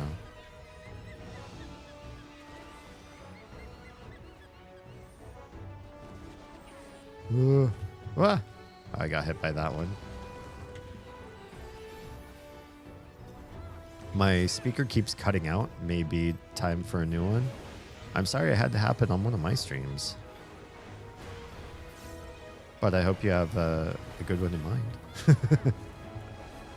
If you need a recommendation, I'm a horrible person to recommend because I haven't bought a speaker in a very, very long time. I just don't listen to things through speakers very often. Obviously, we listen to music, or no, I shouldn't say obviously. We listen to music in the car. Our car has the ability to plug your phone in and just play from your phone, so that's kind of nice. So we just use Spotify, and that keeps us pretty well engaged with the kiddos. They have a lot of requests for their own kind of music. We talked a little bit about that on the last discourse, actually, which what musics they're into. And we listen to music at home, usually around meal times, like making food and eating food. But we do that. One of my friends, one of my old coworkers, gave us a Google Home. Is that what they're called? The basically home smart assistant speakers. He bought it and just decided he didn't like it and just was like, here. So that's nice. And then on my computer, I've got the headphones. I do also have speakers, but I'm not about listening through speakers. In this room too, it's like if you're in here, you're sitting at this computer and that's what you're doing. You wouldn't be getting up and like doing other stuff in this room, at least not right now. Maybe some point in the future. But yeah, so I haven't bought speakers in a long time. Oz has speakers on her machine, but they're also, I think they're like Dell that came with her original computer. We've since upgraded her computer. It's not a Dell anymore, but some things still are Dell. She still has like a Dell keyboard, which I think after her current stream goal, she's going to try to save up for a new keyboard. Maybe that's the next thing. She should. I want her to have a good keyboard. Has a Dell mouse and has Dell speakers, I think, if I remember right. I have a small sound bar I'd saved a link for. I was planning to get for the computer anyway. I just pulled it up and it's 75% off. Oh, this was meant to happen. Your old speaker was like, hey, so I hear there's a sale. I'm just going to crap out and inspire you to do this. So it'll be here Monday. Nice. Well done. Sometimes that's all it takes is a death at the right time.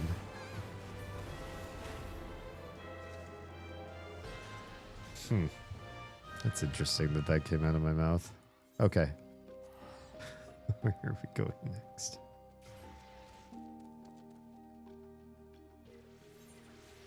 I got about 20 more minutes, and I will be calling it a quick adieu this evening because my day job has unfortunately...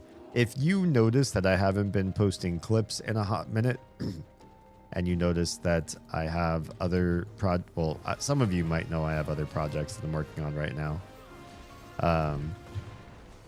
Then you may realize that the reason why this stuff isn't happening is because I've been intensely busy, unfortunately, making money at the thing that I don't want to keep making money at, that I'm trying to disconnect from. And get the show on the road with the content creation. It's hard when you have one foot in one pool and a toe in the other and you want to swap. But the only way for me to swap and go, one full foot in the other pool, because this is the thing with content creation, I can't jump in and start asking YouTube and Twitch to give me a full paycheck. Right? Not an employee. I'm a contractor. By default, they don't have to give me money. So I'd be completely, immediately out of regular steady income, which is a huge risk for the kids. But if I were able to shift pools, I could make it happen. Shifting pools means my day job would need to have something like what I do, but at less hours. Like, oh yeah, here's a part-time or a 3/4 full-time or something. And you can like shift your way down and we will, help you on your journey towards this new goal of yours. They don't got that. That's not an option. That's not what they want. If I was like, hey, could I get less hours? They'd be like, less than full? Yeah, we've got one option. Looks like we have a 0 hour option for you. And you could take that. You could take 0 hours a week. And I've looked around in other competitors too. I think the problem with the difference between full-time and part-time, and I'm sure any one of you who've struggled trying to make yourselves eligible for a full-time position must have felt the sting too, because I definitely spent years being a part-timer wanting the full-timer position at my job, is that they pay part-timers significantly less than they pay full-timers. They generally are very different jobs. So as a full-time worker, it's hard for me to even find the type of work that I do in less than full-time coverage. And if I found anything remotely like what I do, but at like a 20-hour capacity, they'd probably feel comfortable paying me something like half which sucks. It sucks. So I have to figure something out in order to make this pivot. I'm open to suggestions.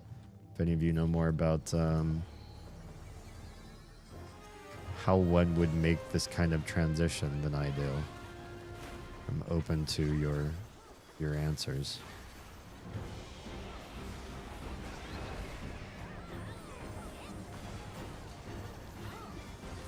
This fight is not too terrible. The best part about this fight is it's one of those where you can really watch everybody else moving, and you got plenty of time to just follow the big crowd of folks.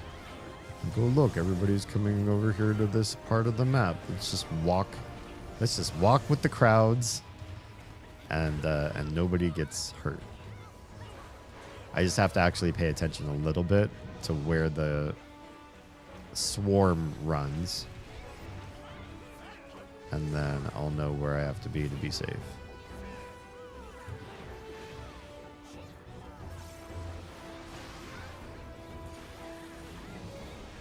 Yep. It's good. I like just following other people showing me the way. Again, I'm sure if I was like a real fan of this area and really wanted to be excellent at it, focus hard at learning how all the different enemies function, so then I could be a rock star at this part of the game too. I could make it happen. I could learn how to focus and be great.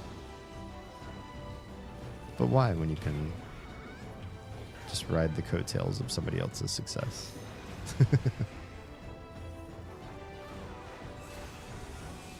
All right. I'm going to step all the way out.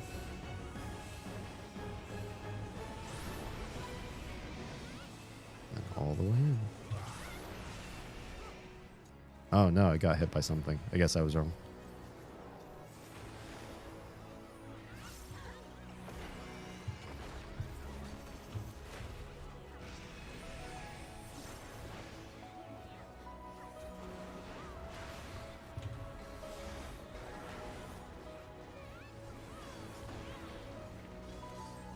Well, I don't know that I necessarily got the answer to my unreasonable question, but I certainly got a lot of information about things that you all like and why.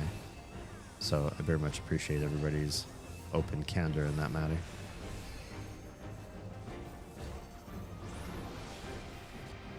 Ah, bollocks. Messed that one up too. I'm also not sure what I was looking for in my head when I was thinking up this topic. While I did want to like pester you all on, you know, the different things that you love and sort of your motivating factors behind them, I also had this concept in the back of my head. I'm like, you're going to ask people what it is that they're the most passionate about, and then you're going to ask why, and they're going to say, because it brings me joy. And that's going to be a valid answer, and that's going to be enough. And if everybody says that, you won't have a show.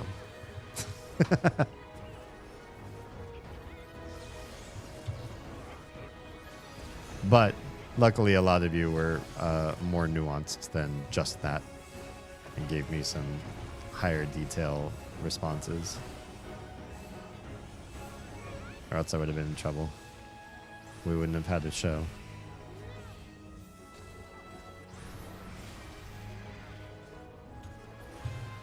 There we go. Nicely done.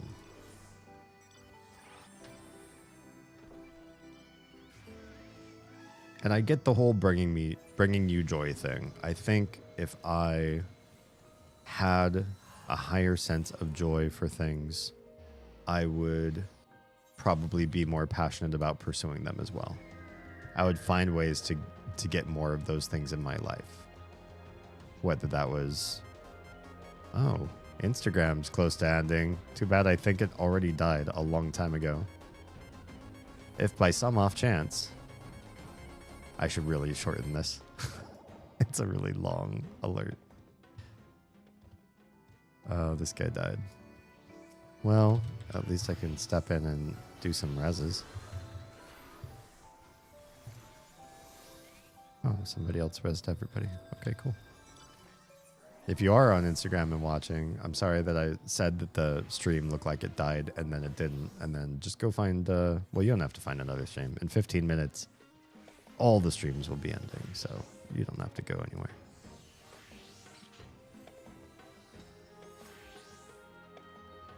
Yeah, this is a much more active instance, and so you have to be a little faster to actually get credit for some of these, not the CEs, the fates, because I lost that last one. It was too slow.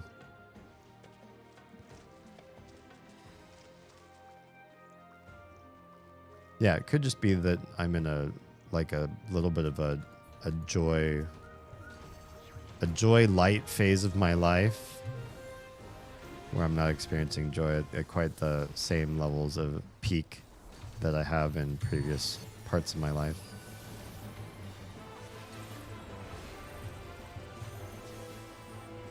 But I also feel like part of my ambition right now is just to build something so that I can be lazier later. That's a real drive for me, actually. Oh, I'm full on enchanted silver pieces. Oh no. Did that? I hope that just happened. Damn, I almost missed the mute button and sneezed right in your ears. Sorry. I mean, sorry that it didn't happen. No, I'm sorry that it almost happened. I already got these time shards, so that's not what I want to buy. Battlecraft items, I think these are what I want to buy. Did I get all of these ones too? I did. Coffer? What are the coffers for? Antique coins? Consumed upon use of Zenunage. I don't know what that's all about. You can get silver. I thought there was one of these where you could get oh, and then these are what, just aesthetics? Okay, what I think I want are battle pieces though. So we'll get some of these. And they're all can we change? It's gonna keep warning me that I can't wear these, but I do want the pieces that are for my character. Or for warrior. Oh, well, that used up things pretty fast. 745, 745. Those are pretty good. They're actually better than what I've got equipped right now, so can we just swap those out literally right now? Interesting. This is the wolfy stuff that people have been wearing in here. Excellent.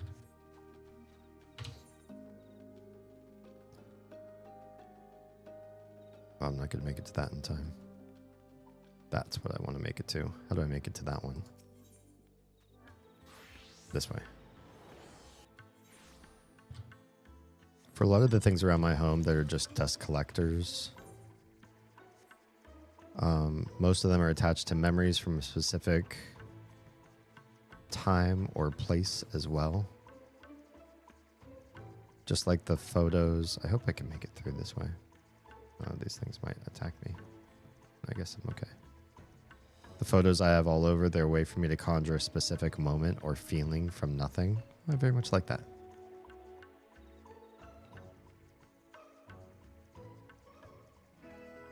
Maybe I just feel like I know people that gather things that then don't look at them.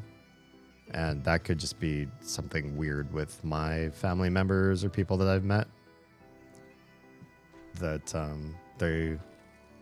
they collect to collect, and when you talk about it, they're like, oh yeah, this old thing. You know, they pull it down from the shelf and then they engage with it. But a great majority of their time with that item or keepsake is spent not thinking or engaging with it in any way.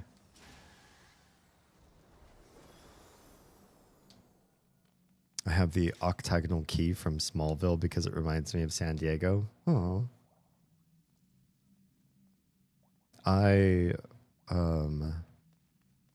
was with somebody at the time that I worked my last server job.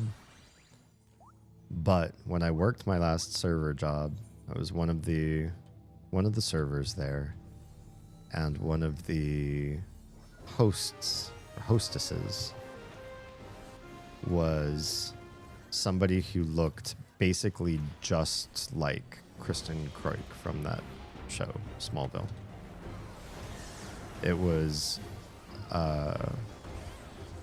alarming how alike they looked, and it was also very intimidating for me because at that time that was very much like my aesthetic. I was like, oh no, I'm dating somebody, and yet I now work with, you know, basically a person that I feel is like top tier my aesthetic, my interests. How do I work with these emotions?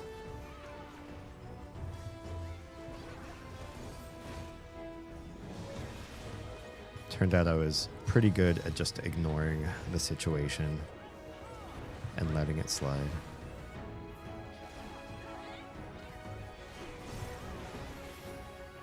Oh no. Okay, I think we stand here. And then we just have to run a little bit more than we did last time. Damn. Oh, I got hit twice. Brutality upon brutalities. I did even worse. Maybe I have to run in the opposite direction. Run to my left instead of to my right.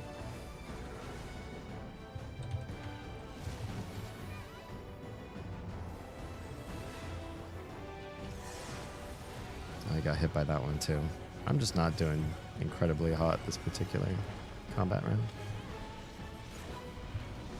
Oh yeah, mine are kind of everywhere, so they're hard to miss. Your type? That can be dangerous. Okay, we go this way.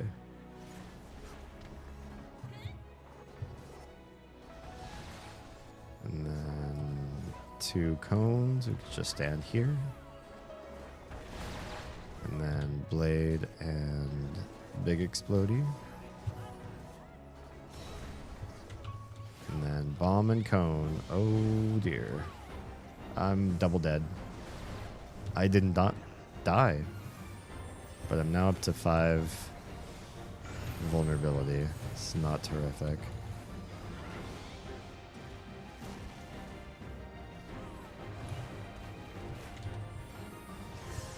We do have a healer in the group. That's helpful. Oh, your knickknacks. Yeah. Sorry, I had moved on to a different topic. I was trying to relate what you were saying to what I was talking about.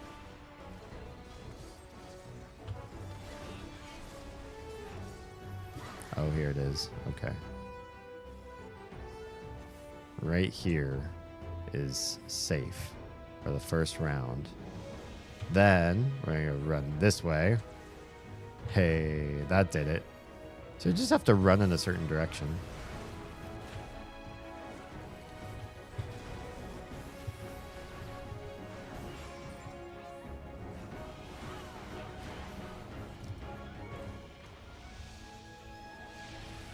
Oh, this guy's going to be pretty close to dead, I think.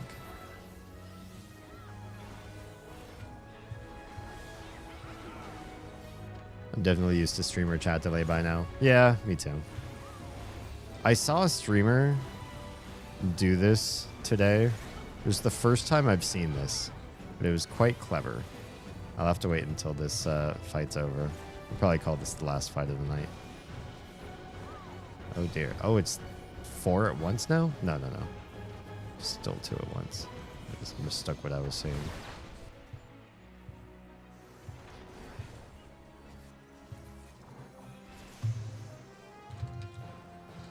Well, I got Cannoneer level 5 out of that. Got a jet. Thanks for the group. I seemed to say. So the thing that they did is they clicked on a person's name and opened up a sub window? Oh man, this doesn't work here. Oh, with the pop-up bubble? Does this work? If I do this with you, I hope this is okay, Troa. As an example.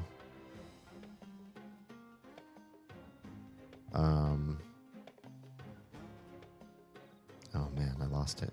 There it is. So, yeah, popped up a little window like this. Isn't this handy? You can see all the things that you can do with a single user while you're chatting. And you can see the back chat of just that one user. I had no idea that you could do this. So especially if somebody was being, a bad egg, you got lots of things you can do to that one person if need be. And you can actually follow a single conversation, especially if things get confused or if two other people are having a side conversation in chats, just like scrolling with information that's not pertinent to what you're talking about, which I'm a small streamer, but I've had a couple times where people just go off on their own like side topic. They're talking about a fandom as an example. And it's like, oh yeah, wow, I have no idea what you guys are talking about. And they're riffing on something. They're going back and forth like, oh, hey, well, that's really cool. Good for you guys. Neat. I will just continue talking about things that are relevant to me then, I suppose. I guess we don't need to stay in here. And then you can keep track of a conversation. You can go back and see what you two were talking about. It's really handy. I like that idea. I think as I get, hopefully, growing a community larger and larger, that it would be something worthwhile to keep in mind so that I know how to keep good tabs with a good conversation that's going on. Yeah. All right. It's about that time. I've run down most of my energy for the day. The clock within me had been ticking for some time. I thank you all for your participation in tonight's topic. Even if I didn't come up with a final answer like why do kids love Cinnamon Toast Crunch epiphany moment. I think I learned a lot as somebody who isn't making room for this sort of type of engagement in my life. I think I have different varying levels of respect for content that I consume. And maybe while fan is just cranked up to a level that I couldn't personally reach, that I'm not devoid of my own interests, directions, and ways that I spend my time too, that could be perceived as fractions or something lesser than fandom, basically, but on the same spectrum, like in that same vein. There are things I love, there are things I know a lot of, and while I wouldn't ever reach that title, I'm still some amount of committed to certain types of IP in that same or close, not in that same direction. Committed. I should just be committed. I don't know. I'm not tired, but I definitely had a streamer brain moment there. I just feel like it's a spectrum and that I'm on the lower side with everything that I like. And I don't love anything to the point where I would do the things that people would call a fandom, but I'm a lower spectrum version of that, whatever you call that. Amicable towards lots of different IP. And I spread maybe the same amount of energy that somebody would devote into a fandom. I just spread that across multiple different things instead, myself. Thanks for the stream. Thanks for being here. Appreciate your faces. If you've been watching on Trovo, Kick, or YouTube, we're saying goodnight to you now. And Twitch people, hang on for just a moment. We'll find somebody to raid out to. If you are safe, fed, and loved, let somebody else, let somebody, wow, I'm even failing my goodbyes. feel tired. I don't feel worn. I don't feel drunk. That's a line from Memento. Anybody ever see that Christopher Nolan movie? Old school one with Guy Pearce. He's holding a bottle, but he was holding a bottle. Well, you have to watch the movie. Yeah, if you were safe, fed, and loved, make sure someone out there is too. Please. I do remember my own lines. All right, I'll catch you all in a couple days on Saturday. I'm not sure what we're going to do. Oz and I have talked about Mist Uru and the future of us playing this game. We've played so much of it, and we're both starting to fall out of love. And I know that what is next on my pipeline is Mist 5, and a lot of people disliked Mist 5. So I don't know that I'm necessarily saving myself if we decide not to play Uru on Saturday, but we're going to do something in the Mist series on Saturday. And then Sunday, we're going to be diving into more Omori, which it's been a wonderful experience. I am in love with Omori right now. So don't miss out, especially don't miss out on the Sunday stream. All right. Good night, everybody who's not being rating to somebody else on Twitch.